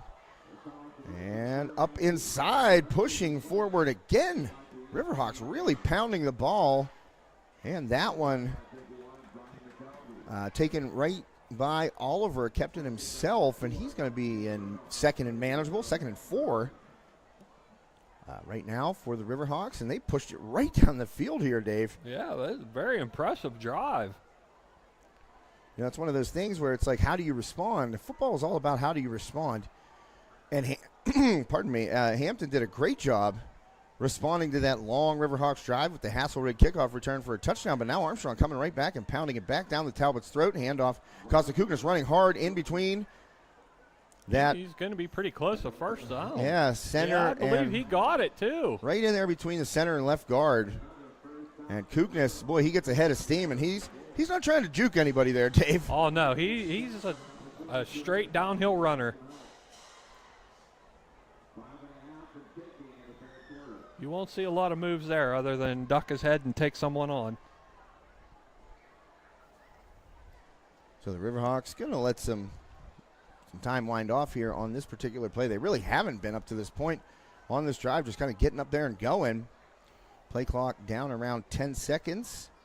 Oliver has Kuknis to his right and fakes the handoff. Oliver, a little pump fake, gets rid of it. He's got a man wide open, and Olsen what a catch. Makes a grab. Quinn Olsen with the touchdown. I was looking out the wrong window.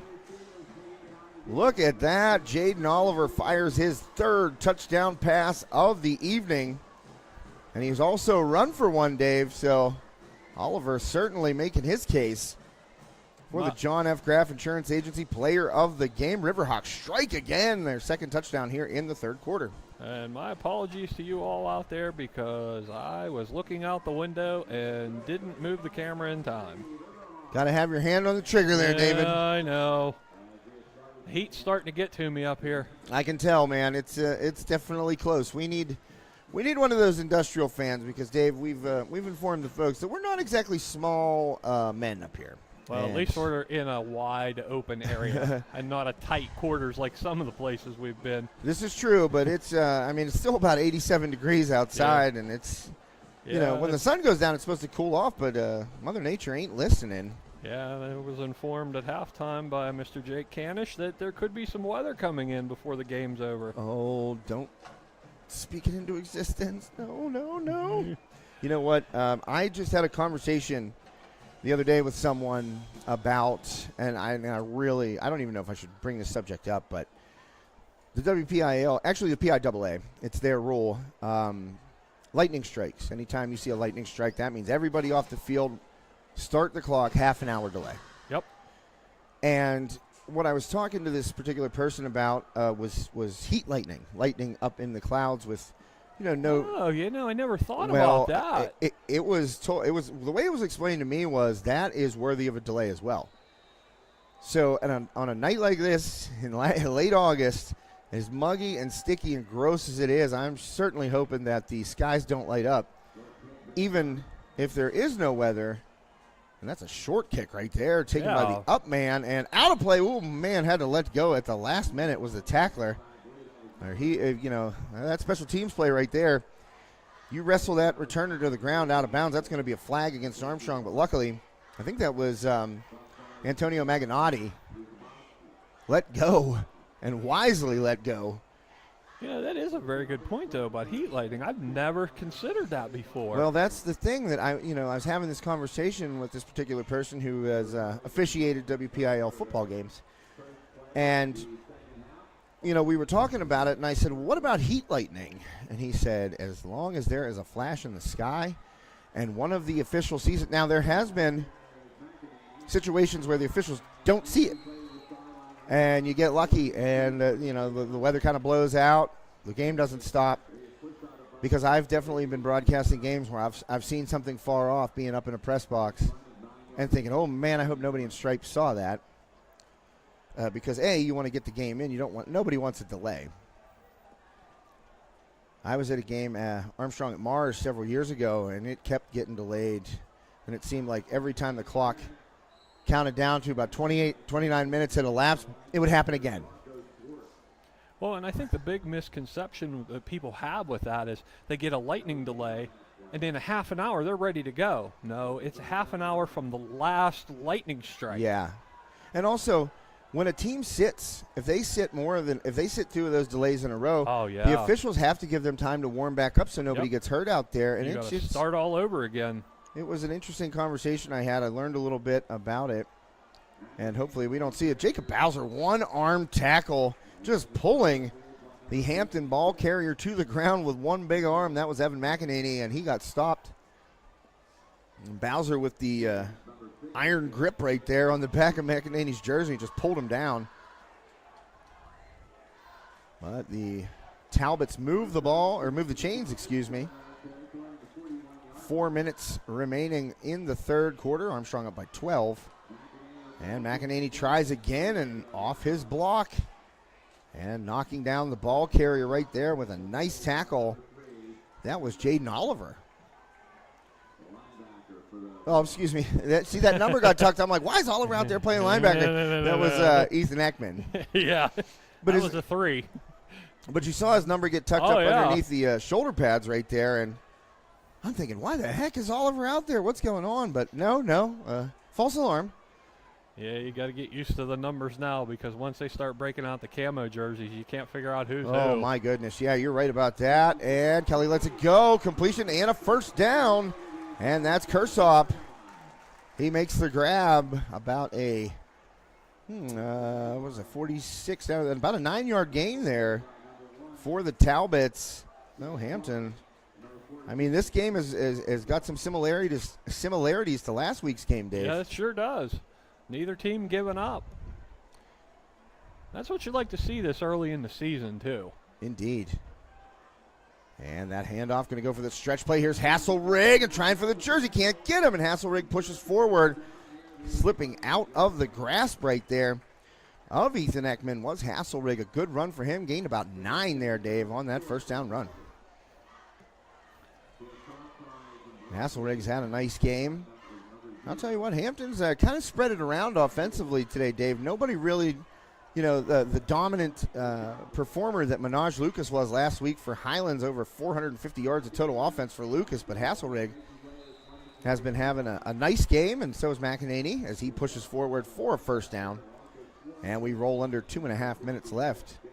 Yeah, they're definitely not making it easy for player of the game here. No, they are not. Neither team is, actually. Whoops, we leaned on that table both at the same time, and that kind of bumped the camera around. So, oh, sorry. Yeah, no, we both leaned at the same time. It's hot up here, On the run, firing toward the end zone, and the big man can't hang on. Number 88, the big tight end, Ryan Scully, who had a huge play in the first half. That ball was delivered, I'm going to say darn near perfectly by Porter Kelly. Yeah, it looked like it went right through his hands. And, boy, I'll tell you what, Scully is going to want that one back. Yeah. Because that right there was a well-delivered ball. And he was open, too. And I'll tell you what, Kelly rolling and throwing kind of he's throwing on the run, but I've always felt, I threw better on the run if I was going to my right. He was actually rolling to his left, throwing right-handed. That's a tough throw. Yeah, throwing across your body like that's tough. And we're going to get a timeout taken by the Talbots, so we will take a timeout here on High Top Sports Network.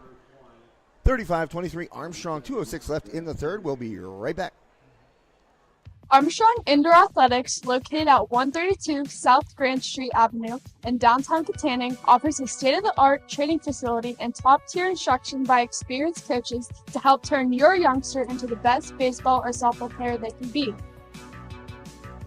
Batting cage and bullpen lane rentals are available for 30 to 60-minute sessions, and you can also sign your baseball or softball player up for private hitting, pitching, fielding, and catching instruction with our knowledgeable staff. Be sure to visit Armstrong Indoor Athletics online at aia.team or call them at 724-599-9761 for more information today. And welcome back, High Top Sports Network. Josh Reckenhaus, Dave Hartman here with you. Armstrong and Hampton going at it. A matchup of two former 4A Greater Allegheny Conference foes. Great pump fake. And into the end zone for a touchdown. Hanging on is Kersop. Beautiful connection. Oh, man, what a pump fake, too, by Kelly. And Chase Jablonski bit on that one just a tad. And it was just enough. And it allowed Kersop to get behind him. And again, throwing on the run right there. Porter Kelly, just a beautiful ball. And back in the game. Once again, the Talbots strike. A high-scoring third quarter here at the home of the Talbots in Hampton Township.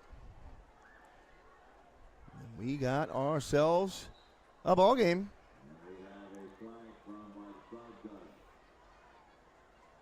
I didn't hear what that call was by the public address announcer. Did you? No, I did not. Interesting. It was like people were getting ready to line up, and then kind of a little delay there.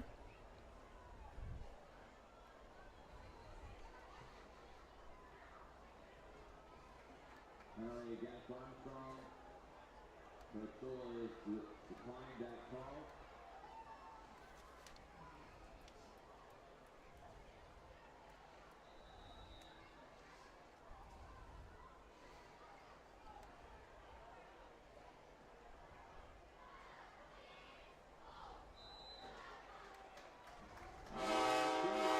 Extra point up and good.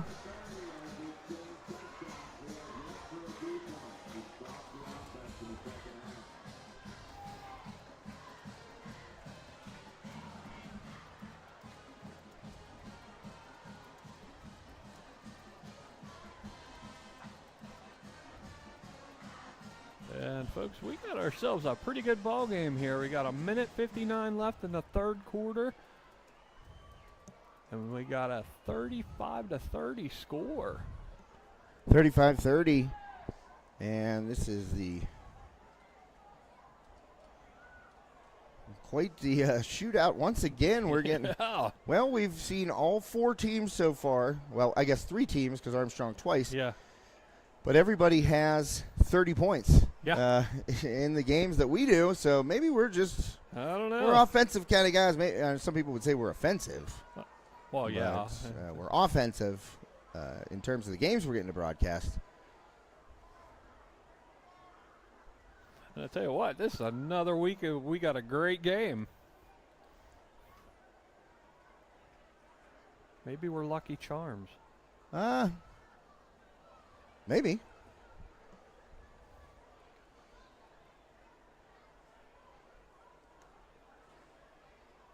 It is possible. I feel like I am a lucky charm for certain things. Apparently points scored is one of them.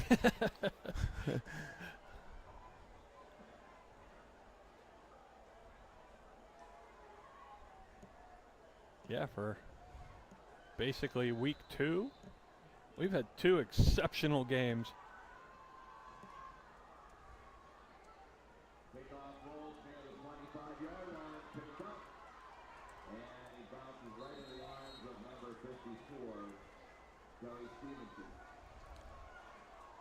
Well,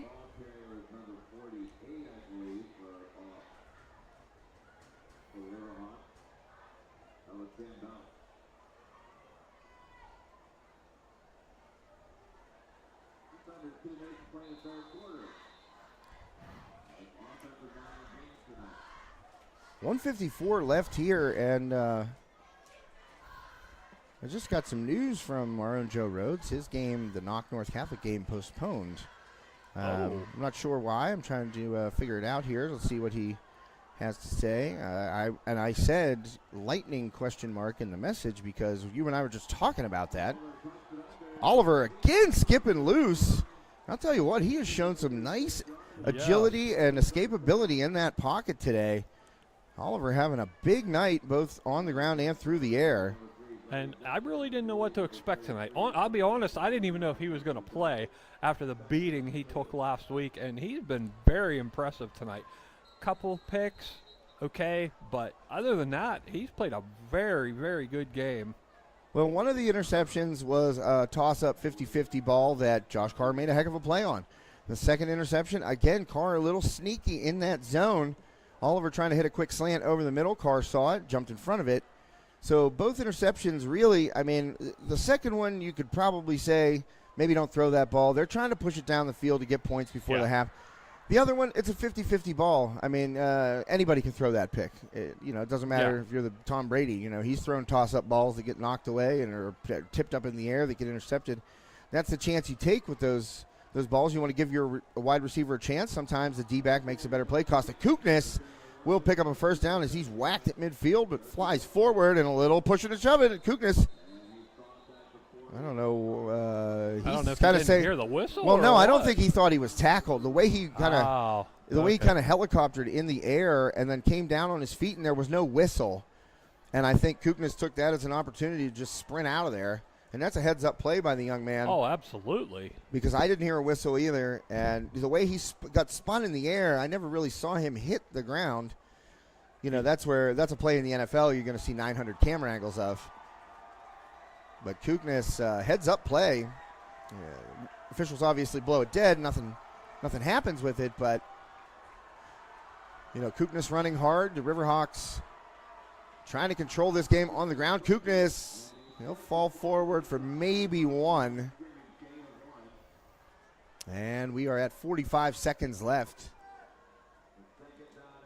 here at the home of the Talbots in Hampton Township, Pennsylvania.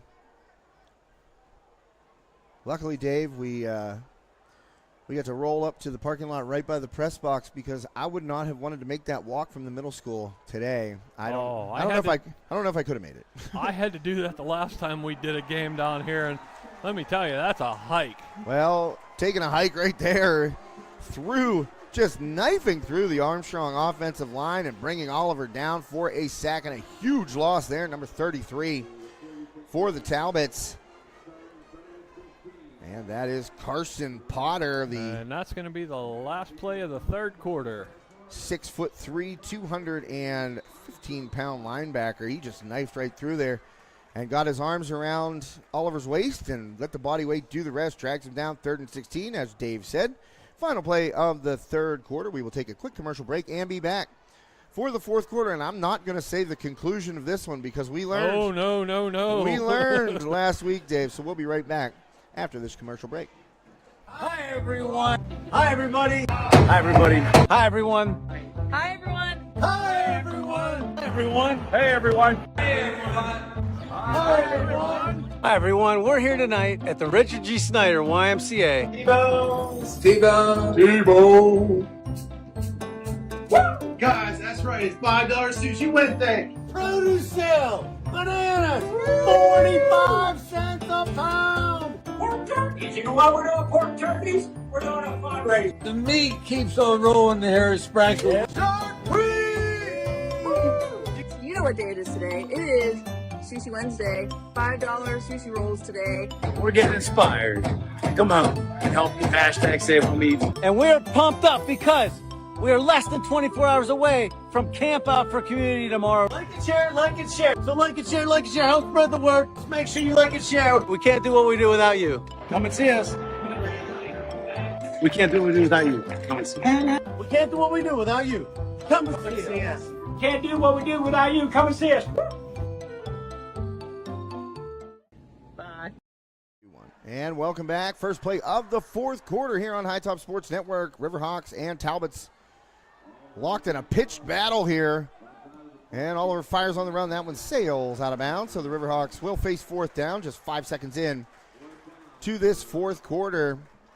That almost looks like a little confusion on Oliver's part right there. Well, I had the score incorrect. Sorry about that. He kind of paused after the snap. Well, maybe he expected the play to go a certain way and it went the other way. And sometimes you got to adjust on the fly in this game. And Oliver did that, rolled out, fired it out of bounds. So very wise decision. Nothing lost, nothing gained there for the Hawks.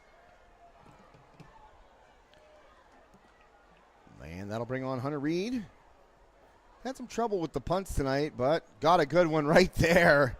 Yes, Hunter Reed hit a great one. Oh, man. Will it stay in? It will not. But Hunter Reed, boy, he hit that one off the side of his foot earlier, and it just, you could tell from the spiral off the side of his foot. Oh, yeah, that was a beautiful kick. That one he caught flush, and that was about a, oh, my goodness. We're talking about a 60-yard punt there. And it rolls into the end zone, so a touchback for the Talbots. And they will get a chance here, down 5 points, to go down and possibly take the lead for the first time since, the first quarter. And as we saw last week, it ain't over till the clock stops. That is well said, my man. There were a couple of different times, even in that last minute of that game, we thought it was, in last minute of regulation, we thought it was over. Hasselrig still on his feet, but finally wrestled down. Bowser in there. And I wanted to see who else was at the bottom of that scrum. Somebody got an ankle there. It was Max Zablocki and kind of twisted Hasselrig back into the fold of the Armstrong defense. So make it 2nd and 10. No gain for Hasselrig on that play. And that one rolling to his right. Kelly, a completion. There's Hasselrig trying to spin out of another tackle. Looked like Jablonski got the ankle, and then Marcane Duncan in there to finish him off. Starting to see quite a bit of movement of the flag here. Haven't seen that all night long. Well, let's hope that whatever's coming holds off for another 11 minutes of game time. And that handoff, that's going to be McEnany, and he's stopped. There's Zablocki. And Duncan in there for another tackle. Marcane Duncan got his name called the last couple of plays. And as I said, Coach Fabian informed me that that game-saving play was a combination of Marcane Duncan and Cam Wolf at that Highlands game last week. We saw Wolf come out of there with that football raised in celebration. So I amended the player of the game, the co-players of the game, because Marcaine had a great game defensively. Yes, he did. He played an exceptional it wasn't game. like that was the only play he made. He was all over the place for the Riverhawks. So Marcaine Duncan and Cam Wolf are John F. Graff Insurance Agency players of the game last week. And we'll see who it goes to this week here. And knocked backwards and finished off. In comes Ekman and the big man, number 72, Cam Wolf. Right on cue there, Dave. Absolutely. Wolf's got me in the headset. Making a key tackle there. Boy, he smacked the running back, and Cam will head off for a breather here, a long third down. They got it at 3rd and 8, but boy, man, that looks like, I guess about 3rd and 8. Under 10 minutes left to play in regulation. Riverhawks clinging to a 5-point lead. 35-30 Armstrong. Kelly, oh man, he wanted to set up for a deep one and he can't. Slips out of a tackle. He's crushed as he's hit, and crushed as he throws, excuse me. And that ball popped away. Good coverage by Sam Dosh. Down the field, and good pursuit by the Riverhawks defense there, because Kelly was winding up for a deep shot, Dave. It looked like. He sure was. He was looking for somebody in it. I think it was Hasselrig, and he was that door open. Closed very quickly. So that one will stall the drive for the Talbots. And we're going to get a stoppage here, a timeout maybe for the Riverhawks. Nope, it is we'll see. It is a Hampton timeout. Oh, excuse me. Armstrong. My bad. I thought Hampton called it because they had a late man coming in. Why? Yeah, he definitely, I don't know. So a timeout there for the Riverhawks, and that will allow us to take a timeout here on High Top Sports Network. We'll be right back. My name is Rick Mercurio, and I am in family medicine. But at 70 years old, I've slowed down a little bit. I'm more doing geriatric medicine. We moved to this area in 1984 after finishing my residency in Virginia. My family became members of the YMCA, which is now Richard G. Snyder YMCA. I had 4 children at that time, and we wanted to use the pool for swimming issues, and why soccer for kids is to die for. But back then, that was the most popular of all things. When I was 24 years old, I was second year medical school. We were learning there's benefits to exercise. It wasn't established back then in the 70s. It was not known that atherosclerosis and all kinds of things can benefit from it. It was just being looked at. I've told hundreds of people to start coming to the Y or something. I talked exercise, and I was an example for it. You know, it's real hard if you weigh a whole lot, you smoked and all that, and you didn't exercise. Hell, you should be exercising. You know, I told everybody. People saw how well, what good shape I was, and I was an example. And I always just used the YMCA. That it was a nice place and a friendly atmosphere. They have everything you could want. It was like home to me, really.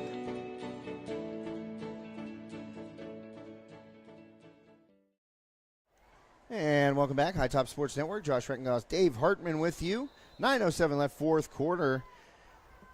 We let the YMCA commercial roll there so you could hear from Dr. Mercurio. And Hampton punted, little short punt. Nobody touched it. It was down to the Riverhawks' first play of this possession.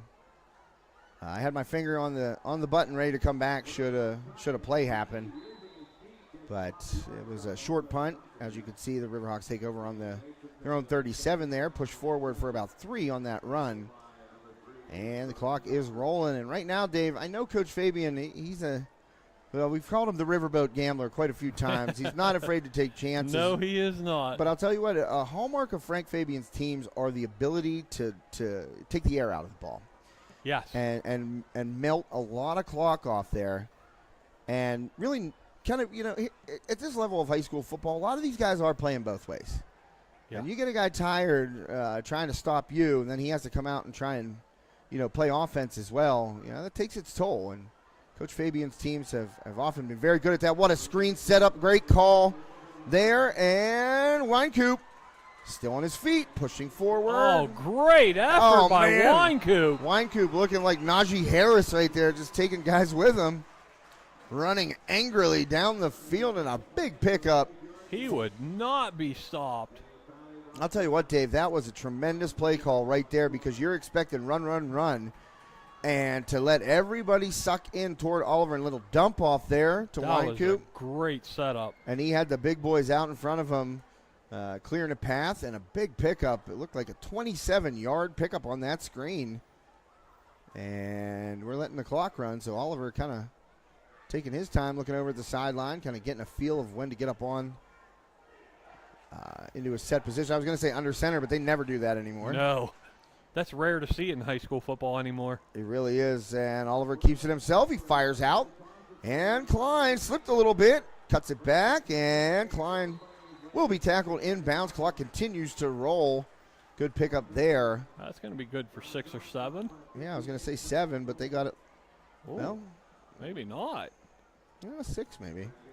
2nd and 4, so a pickup of 6 right there, and Oliver kind of a little surprised he didn't elect to turn it up in there because it's a decent-sized hole, but why not toss it out to Kyle Klein, let him make some defenders miss, and keep that ball in bounds. That's what Coach Fabian and his staff are saying right now. Keep it in bounds. Keep that clock turning. And Riverhawks again, under 10 seconds. Yeah, they're running the play clock way down on this one. 2nd and 4, Oliver. He's going to have to call timeout. Well, it looks like that's what's going to happen. A timeout taken right as the play clock hits 0, 6:40 left in the 4th quarter. Riverhawks lead by 5. We'll be right back. Steffi's Country Catering prepares home-style made-from-scratch dishes that will have you convinced Mom made it. Whatever the occasion, Steffi's Country Catering will have you coming back for every event year-round. Find us on Facebook to place an order or to see our Sunday specials, or call 724-54-85047. Life doesn't slow down when the everyday aches and pains have you sidelined. So get back on the field sooner with the care of Olson Chiropractic. Dr. Ryan Olson and his staff treat a variety of conditions for patients of all ages. Don't jeopardize your quality of life and the moments along the way. Let Olson Chiropractic help you find the healthier, younger you. Call Olson Chiropractic at 724-548-1040 to schedule a consultation or see a full list of services online at olson-chiro.com. Thank you to our wonderful sponsors here on High Top Sports Network. You saw Olson Chiropractic, of course, Steffi's Country Catering. And Steffi's Country Catering will, let me get my papers here so I know exactly what the heck I'm talking about. Steffi's Country Catering is the play of the game sponsor, and Graph Insurance, as I've mentioned, the player of the game. So Dave and I will rack our brains, and that will take about 5 seconds. So yeah, I don't have much to rack. we're racking. It's like you don't when you're playing 9-ball, you don't have, it doesn't take as long to rack. No, it doesn't. Very fun game too, by the way. I'm enjoying 9-ball. I like shooting a little billiards. It's a fun game to. It's a cool game to kind of have. Like, I had a couple of friends growing up that had pool tables. So, you're 15, 16, before you get a license, you can't go anywhere. Yeah. We didn't have all the cyber and digital distractions that kids have these days. So we just sit around and shoot pool, and, before you knew it, you got kind of good at it. It's a fun game to, definitely a level of competition there that you don't get in physical sports. And Kookness trying to lead the way for Oliver. He's going to have a first down, and he stays in bounds. Still running. Well, pushing the pile from behind and coming down hard was Klein on top of a Hampton defender. But I saw Wolf in there pushing. I saw Rocco Swartz in there pushing. And not a surprise, we saw Rocco spring Klein last year. Was it Klein or Olson? I think it might have been Ian Olson. Do you remember that play, Dave, against Hampton where Rocco just kept pushing the pile? Yeah. And was it Ian? He finally got loose and took it to the house. It might have been Kyan. Now that I'm thinking about it, it might have been Kyan. I can't remember that. I remember him pushing the pile, but I can't remember who. Yeah, it was like a little dump off, and Rocco got in there because I think it was Klein. He got hit immediately. Oliver firing out, and Bartolowicz can't hang on, so that'll be an incomplete that stops the clock. But Rocco kept pushing. Finally, Klein got loose and took it to the house. that game last year against Hampton was a pretty rough and tumble game. A lot of hitting. You know, Sprankle getting taken out with the broken collarbone. That was a rough thing to see because I can't remember the kid's name. He was a big defensive lineman, and he came in, and the offensive lineman who was supposed to block and put the whiff on him, and he was just unimpeded to Colt, hit him from behind and came down on full body weight and dropped Sprankle right, and it snapped that collarbone. What I've been told, I've never broken mine, but one of the most painful sports injuries. Kuknis, big hole. He's going to scamper in. Costa Kuknis. Wow. Once again, right up the middle. 10-yard touchdown run up the gut. The big nasties up front starting to win the battle in the trenches for the Riverhawks. Armstrong in the first 2 games of the season, already 79 points scored, Dave. And we still have 5:50 left in regulation.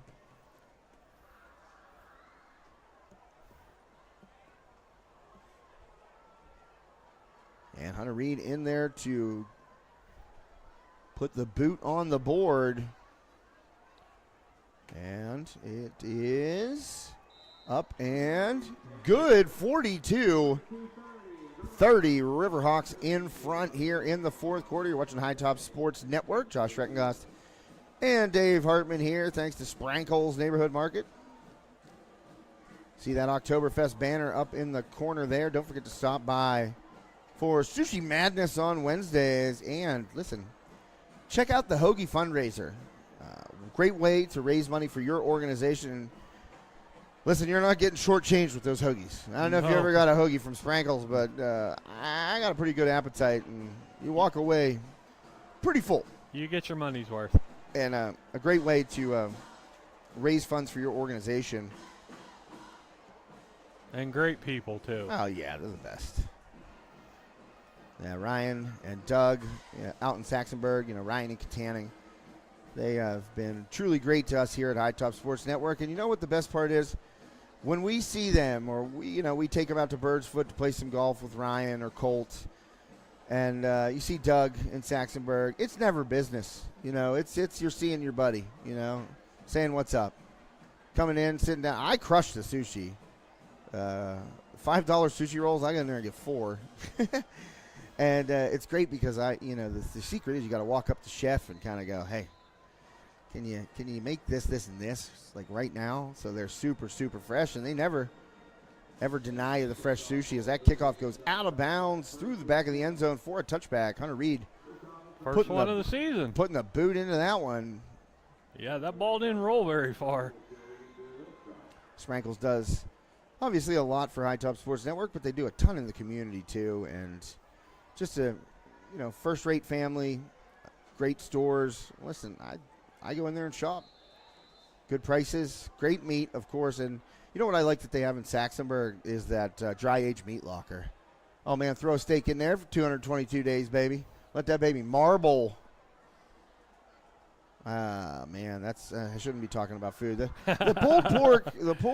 It wore off? It did. It was a valiant effort by the pulled pork sandwiches, but they were little, they're on those little hamburger buns. And that ball fired, and a nice grab by Kershaw. Beautiful catch. What a throw by Kelly, and an even better grab by Kershaw up at the shoulder right there. And able to keep his feet. Jablonski finally brings him down right at the 45-yard line of Armstrong. 46, excuse me. And into Armstrong territory. The Talbots, I certainly didn't expect them to fold up. Oh, no. They're going to be taking some shots, and quick little toss to Carr. He slips a tackle, tried to split 2 men, but Rocco Swartz and Chase Jablonski are there for the tackle, and I think they kept Carr in bounds right there, Dave. So the clock stops momentarily for the first down, but it'll start rolling again once the official gives the signal. Yeah, and I was just going to say, that is a smart move by Hampton, working the clock here with the sidelines. Well, I'm surprised that ball's been spotted and we haven't got the signal to start it. Interesting. I thought they put him out of bounds. Oh, they did. Well, my apologies then. And Kelly, he's going to take it himself, running. And he'll scamper forward for about, what do we got here, Dave? It's at the 26, about 7 yards there. thought I saw a flag on the field back down there, but it looks like just a yellow piece of a Hampton uniform, maybe a towel or a mouth guard or something down there. 5:29 left here, fourth quarter. Another good game here on High Top Sports Network. 12-point lead for the Riverhawks. Here's Kelly again. Wide open spaces on that right side. And Zablocki, the man that forced Kelly to step out of bounds right there. That's the problem that gives defenses just complete headaches. They have great coverage, but you leave that opening. All right, well, 5:24 left, and Hampton has done a great job. Oh, boy. Wow, laying off at the last second. And you know what? Hey, if I'm Porter Kelly, I am saying the same thing to Jacob Bowser. Thank you, sir, for not absolutely leveling me. And I'm telling you what, Bowser was. He was coming full speed, and too. he was into his tackle position, and he heard that whistle, and he just dropped like a sack of rocks, and they both tapped each other for that one, too. That was a really good sportsmanship play right there by Kelly. And the rain starts, Dave. So we are seeing some droplets here coming down. And pretty good, actually. Yeah, I hope everyone in the parking lot rolled their windows up. I know that if I were out there, I would not have. That's a thing I do quite often, is leave those windows down. Trust me, the windows are up in the truck. Oh, I'm not surprised. That baby is not getting wet on the inside. No. Well, and we got a flag coming out here and a false start against Hampton. And Coach Chulo is on the field, and he is livid right now with that call. I'm telling you what, Coach is unhappy to say the least there, Dave. Yeah, and he was out there immediately. Well, he was all the way to the numbers on the 30-yard line. So they step off 5 against the Talbots. It's going to be second and 20, 5:16 left here in this early season week 1 exhibition on High Top Sports Network. Kelly under some pressure, slips, finds the edge, fires down, and a great throw, but Kershaw dropped it. I mean, looks like Jablonski got a hand in there, but Kershaw, oh, man, I think he believes he should have had that ball, Dave. Yeah, I think so, too. I couldn't exactly see. I was moving the camera, and I got this post in my view. So it is 3rd and 20, 5:09 left in regulation. Riverhawks up 12. Talbots at the Armstrong 29. Firing across the middle. That one, I think Zablocki might have got a hand on that, Dave. I don't know. Did you see Max Zablocki get a hand on that? No, Somebody tipped it, I think. I couldn't see the. Yeah, these windows are kind of cloudy. This view over here is a little obstructed. Well, you know what? Dude, I should have opened this like 2 quarters ago when the Hampton guy came up and got his camera. Oh, I'm not on my A game here, Dave. I should have opened this bad boy. Maybe. Oh, there we go. Oh, come on, give me some breeze. 4th down, and firing toward the middle, and Hasselrig. He's looking for a flag, Willie Hasselrig. Oh, boy. Oh, late flag back here. Is Kyan Klein going to get called for a penalty right there? Because I think he was just standing over Carr asking him if he was okay. I mean, listen, I'm not down there. I don't know what he said. But it didn't look like the taunting penalty that Klein got earlier. So we'll see. And, I mean, that would be a huge break for Hampton. We'll have to find the result of this last play. I mean, those flags came in way late, and it looked like Klein, again, who has already been called for taunting in this game, they're going to give an unsportsmanlike, and that is going to go against the Talbots. Whoa. Oh, my goodness. Well, wow. What looked like it could have been a great break for the Talbots ends up hurting Hampton badly. Someone must have said something to the referee. I don't know if it was that or if somebody said something to Klein whenever he walked over to see if Carr was okay. There's so much going on the field, and it's impossible to have your eyes on everything, but 2 flags went up at the exact same time, Dave. Yeah, and they were looking for a penalty down near the end zone, and if anything, it could have been offensive pass interference. Yeah, Hasselrig doing everything he could to try and get in position to. Yeah, because he ran right into the Armstrong defender.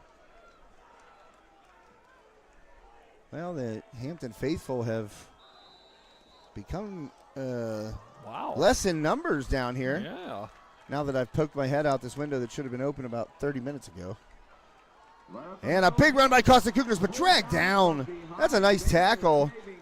That was definitely a touchdown-saving tackle. Absolutely. There was nothing but open green ahead of him. Wide open spaces in front of Costa Kuknas, but a great tackle by Johnny McKelvey. Yeah, he saved 6 there for sure. Yes, he did. Well, the cheerleaders are still out, so it's not raining that hard. They're having some fun. I bet it feels great to be in those raindrops, to tell you the truth. And the clock will roll down to 4 minutes left. Riverhawks looking to make it 2-0 on the season during their exhibition schedule. And Kuknas again. He pushes, and he's near the first down marker. I think they're going to rule him about a half a ball short by the far ref. Half a ball short. Yes, sir, Dave. Good call there. Oh, that's pretty good for me to see that far this late in the game.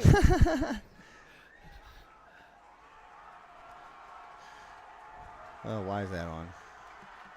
All right. Now, the Riverhawks taking every second they possibly can. Yeah, you're not going to see a lot of hurry-up offense now. Not with 3.5 minutes to go. 3.5 minutes. Stick around. If this one finishes on time in regulation, stick around. Oh, they ran out of time. For the Olsen. Oh, he did get the timeout. The Olsen Chiropractic post-game show. And that is when we will hand out the Steffi's Country Catering Play of the Game and the John F. Graff Insurance Agency Player of the Game. Player of the game. And some worthy candidates tonight, Dave. Yeah, not an easy one at all. Well, 42 points for the Riverhawks, 30 for the home team here, Hampton. A lot of great individual performances, offensively and defensively. I think a Carr having those 2 picks and, making a couple of explosive plays offensively. Had that touchdown called back. I think of Willie Hasselrig. He's had a huge game. He's had a huge game. Both running and catching the ball deep down the field. And, of course, Porter Kelly slinging it all over the yard here in an attempt to get these Talbots back in the game. On the other side of the ball, Chase Jablonski, nice game out of him. Kyan Klein, an all-around solid performance for Kyan Klein. Jaden Oliver, I believe he has 5 total touchdowns. Yeah, he's played very well tonight. The only one that he didn't score, I believe, was Kuknas's. No, did Winecoop score? So yeah, that would be 6. No, that'd be 7. So Winecoop and Kuknas both have scores on the ground. Oh, Kuknas still on his feet. Costa Kuknas pushing forward, still on his feet. Oh, my goodness, trying to ride the bull down to the crown there. Just as we're discussing players of the game. Well, Costa Kuknas took Josh Carr for a ride right there, and I'm going to say that was 15 yards. He carried Carr on his back. Exceptional running by Kuknas. Costa Kuknas, boy, I'll tell you what, he impressed me last year when he came in and stuck Brock Borgo in that Hampton game. I brought it up several times throughout the season because that was fearlessness. I'll tell you what, Costa's put on some weight. Looks a little thicker down there, and he is running hard. I love those guys that run angry. It's not, hey, nothing fancy here. Nope. It's coming right up the gut, and I'm going to smash you in the teeth and hold on for the ride, which is exactly what Carr had to do right there. Yeah, you don't see a lot of that anymore. I love it. Oh, I do too. Get a little old school smash mouth football. And I like to see those guys inside on the trap plays, you know what I mean? Those big boys moving and pulling. Get the linemen some credit. Oh, heck yeah, man. My brother Jake, as I mentioned numerous times, he's an offensive lineman. He was an offensive lineman when he came out of the womb, Dave. You're looking at a kid who was not allowed to play football until 7th grade because he was too big. And parents feared smashed bones, and they weren't incorrect. And he finally got to play there in 7th grade whenever, they take the weight limits and stuff off or push him way up. I don't remember what it was, but finally got to get on the field there, and he was a mauler out there. Once you hit junior high, it's fair game. That's what I thought. Yeah, 7th grade. I remember 7th grade was the first year he was actually allowed to get out there because he had wanted to play before that. Yeah, once you get out of youth football, it's fair game. Oliver, spin move right there. He's inside the 10. Will hit as he goes to the turf. But yeah, my brother Jake, played offensive line for Katanning, and Harry Beckwith was not afraid to run the ball 60 times a game. No. And my brother's senior year in 1998, they went deep into the WPIAL playoffs. They had 3 1,000-yard rushers on that team, that's a feat in high school football. In 10 games, you get 3 guys going over 1,000. And whole right side from the center to the right side of their offensive line, right tackle, they all played offensive line in college. So they were some big boys there, and that's why I always give love to the big heavies, man. They make it move. Yep. And they protect your quarterback, and they protect your running, they clear the way for the running backs. And I love to see those big boys get out and down the field and just, they're like a hungry dog looking for a pork chop. When they find one, they eat it right up. I love to see those blocks down the field. So Riverhawks getting a bit of that tonight in the running game. I'd like to see the team rushing total once we get the stats. I won't get them in time for the Olson Chiropractic post game, but we'll get them, and you can check the leader times. Sadly, with the deadlines the way they are, we don't get to give full coverage on a Friday night for Saturday. And then there's an edition on Monday. We don't like to put it in there, so you get it a little bit late, but stick around, it's worth it. Check it out on the print edition Tuesday, the in-depth coverage of high school football in Armstrong County. Sky's starting to leak a little more here. Well, Oliver pulled down, and that was a smooth move by Oliver right there, just sliding down. Yeah. Soon as he felt contact, just go down. Absolutely. And let that clock roll as the Riverhawks are going to hold on here, I believe. Well, it's 4th and 2. That'll be 4th and 1. Hampton's last time out, too. Yep. Hampton uses their final timeout, and we'll take one more timeout here on High Top Sports Network. Josh Rettengoss, Dave Hartman. We'll be right back. Reminder to the fans, next week we're here again.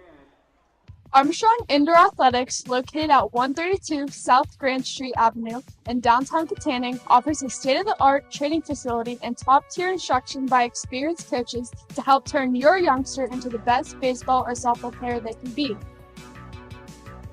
Batting cage and bullpen lane rentals are available for 30 to 60-minute sessions, and you can also sign your baseball or softball player up for private hitting, pitching, fielding, and catching instruction with our knowledgeable staff.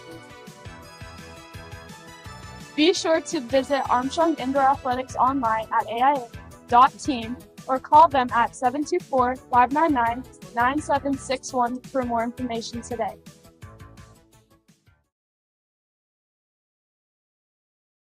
Welcome back, High Top Sports Network. 4th quarter, 1:33 left. Riverhawks get this first down. It is over. 4th and 1 from the Hampton 8-yard line. Oliver sees the hole. He falls forward, and he will have the game-sealing first down for the Riverhawks. And the handshakes coming in from – you don't see that much anymore. No. Winecoop going over there shaking hands like he's a politician. You usually see some high fives or some helmet taps, but he went in there and was like, good afternoon, sir. I hope I have your vote. That was funny. Couple more plays, and it's all she wrote. Yes, sir. Riverhawks, 2 road wins to start the season. An overtime thriller at Highlands last week, and a pretty convincing second half. I mean, they had some trouble with the kick coverage, gave up a couple of big plays, but it's victory formation time, Dave. The quarterbacks, they give it to Klein. I like that. Oliver's like, I don't want that negative yardage on my yeah. I don't want that negative yardage on my total. Stats? Come on. And the Riverhawks, as the time ticks down, we're at 40 seconds left. Give Frank Fabian credit, man. They lost a lot over the last 2 years, a lot. A lot of very key players. And, I talked to Coach, as I said. We had a long conversation. I believe it was Tuesday or Wednesday night. And he lost his starting quarterback, Colt Sprankle, and his best player, Ian Olson, before the season even started, before there was ever an understanding of where they'd be in realignment. You already know you're down your starting quarterback and your best player. And Coach Fabian, I will give him a ton of credit. He always has these guys ready to play. And, that's also a testament to how he picks coaches. Again, congratulations to Brandon Fulton, the new defensive coordinator. And from my understanding, Coach Hooks is still part of the team. He is. I saw him outside. I said, yes. I don't know if you heard I was giving you defensive coordinator credit. He goes, oh, yeah. I heard. Yeah, I heard about it too. And I said, well, you tell Brandon we said congratulations. And he said, I will. But that's good for Fulton. A big fan of Brandon. Big fan of the entire coaching staff, really. A great staff all around. And that's Frank. He picks guys that exude the mentality that he wants these guys to have. I talked to him, and he said, they got Bethel Park on the schedule this year. Bethel Park. Okay, they have an advanced analytics team that breaks down film. Jeez. They have 14 coaches on their staff. Frank goes, I got 5 coaches. They pick up uniforms. They scrub floors. They fill up ice bucket. I go, who's in charge of your advanced analytics team? And he said, Luke Canish, president of football operations, wildly enough. But, that's the disparity that you're getting once that bump to 5A goes. Yeah. Now, Riverhawks, you look at their coaching staff, and he said, I have 5 coaches. I have 5 coaches. They do everything. They help, these kids get, look, Todd Harvey only has so many hands. They help these kids get taped up and ready for practice. They help with the equipment. They help with the balls. They do everything, and that's the mentality that Frank Fabian has always tried to instill in his team. Look, we're team first. We have to work together to compete against these juggernaut schools that have I think Bethel Park has 100 kids on their roster, and it's just you got 45, 50 down there for the Riverhawks. And there's even been quite a few changes in the coaching staff over the past 6-7 years. Oh, yeah, and for sure. They still continue to be a very quality staff. Well, I'll tell you what, and this is just speaking from my own experience being an athlete growing up in this area. You get a chip on your shoulder a little bit. You think, well, all these guys down closer to Pittsburgh, they're getting the coverage. Why not us? Why aren't you looking at us? And that makes you just want to work harder. Yep. And it's really a blue-collar mentality in Armstrong County. Well, and we've seen it over the years, too. Armstrong County does not get the big coverage like a lot of these other schools do. And it's always been that way. And it really was evident over the, past couple of years with Caden Olson, where he is just ripping the WPIAL record book to shreds. Yeah. And back-to-back Willie Thrower awards. I mean, you didn't hear his name. No. You did, of course, but it wasn't like, say, if he were playing maybe here at Hampton, maybe at Pine Richland, somewhere. Right. And that's fine. That's fine. That gives these guys the fire to come out here and perform. And they're going to have a smaller roster. They're going to have smaller kids. But guess what? It ain't about the size of the dog in the fight. It's about the size of the fight in the dog.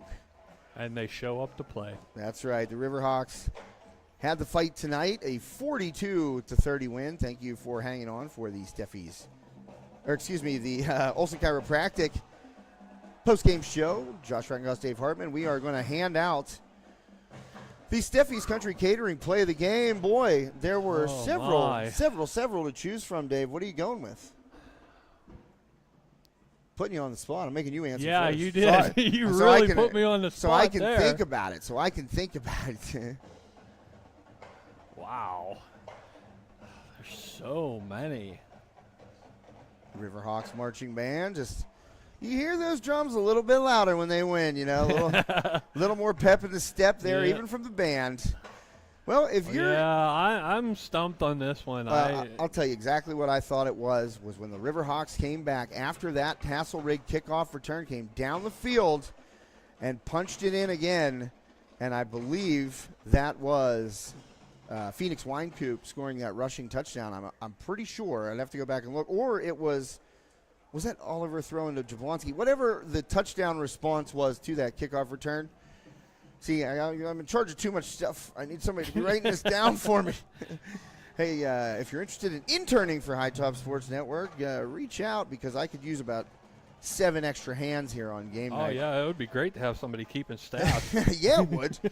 But that's my Steffi's Country Catering Play of the Game. The touchdown in response to Hasselrig's kickoff return to kind of put some space between Armstrong and Hampton and kind of let Hampton know, hey, you popped off a big one right there, but we're going to come right back down and do it again. So that will allow us now to move on to the John F. Graff Insurance Agency Player of the Game. Go, Dave. This was a very, very tough one, and I've been back and forth the whole game, but I think I'm going to have to go with Hasselrig. Wow, gives it to one of the guys on the squad that comes up short. Hasselrig, tell you what, he was a catalyst for this team. I felt like for them, he really kept them in the game. He certainly did. He certainly did. But I would say for Hampton, if I were to give them one, I would say Porter Kelly or Hasselrig.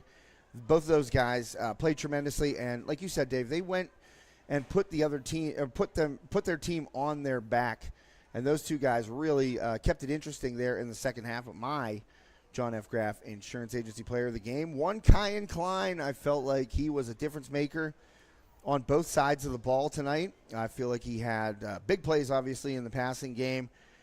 He did a great job defensively, per usual. Kyan Klein not going to get beat on tackles, that's for sure. And Klein, I thought, a senior leader. He got hit with that taunting penalty early. And you know what? Some guys can fold up after stuff like that. I don't think he really meant to taunt. No. It's just a heat of the moment type thing. Yeah. But you stand over somebody on the football field, they're going to throw immediate. the flag, yeah. And guess what he did? He took accountability for that. He went back out on the field. He played a clean game. He played a hard game. And those younger guys followed him. And the Riverhawks made defensive stands, when they needed to. And I think that's in large part to the way Kyan Klein plays the game and approaches the game, especially on the defensive side of the ball in that aspect. But offensively, a weapon, another long touchdown down the right side. Klein, run the ball when you need him to. Throw the ball. Heck, you can see him throw the ball when needed. And absolutely playing a heck of a game defensively. So our John F. Graff Insurance Agency Player of the Game. Armstrong's Kyan Klein, number 1 in your programs and also number 1 in your hearts. They always say they're number 42 in your program and number 1 in your hearts. Well, he's number 1 in both. Kyan Klein, congratulations to him. And congratulations to the Armstrong Riverhawks. A 2-0 start, but it gets dicey pretty quick for the Riverhawks. Yep. But, back to the Hawks' nest next week. It's something that, a couple of wins in the exhibition season, you start to believe a little bit. You start to think, okay, maybe we can go in there and hang with the Bethel Parks or the Gateways or the, Franklin Regionals. Well, and I think a lot that will help them get a lot of confidence, too, is the amount of points they've been able to score, too. Yes, that is true. They have been able to put up some points. In fact, over the first 2 weeks of the season, that week 0 win over Highlands last week and now a win over Hampton, both on the road.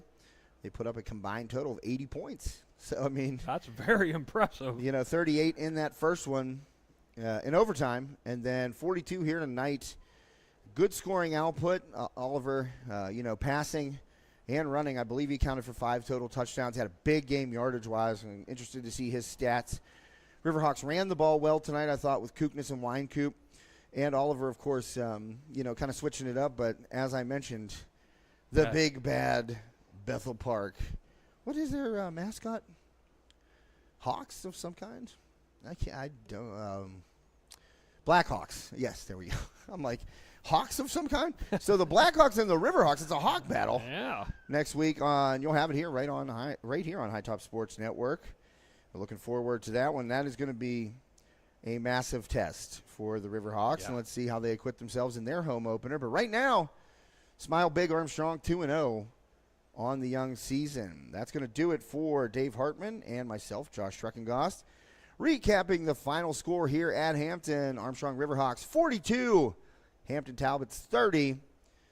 Everyone out there, thank you once again for tuning in. Thanks to all of our great sponsors here on High Top Sports Network this evening. Wishing you a wonderful weekend. Stay safe and be well.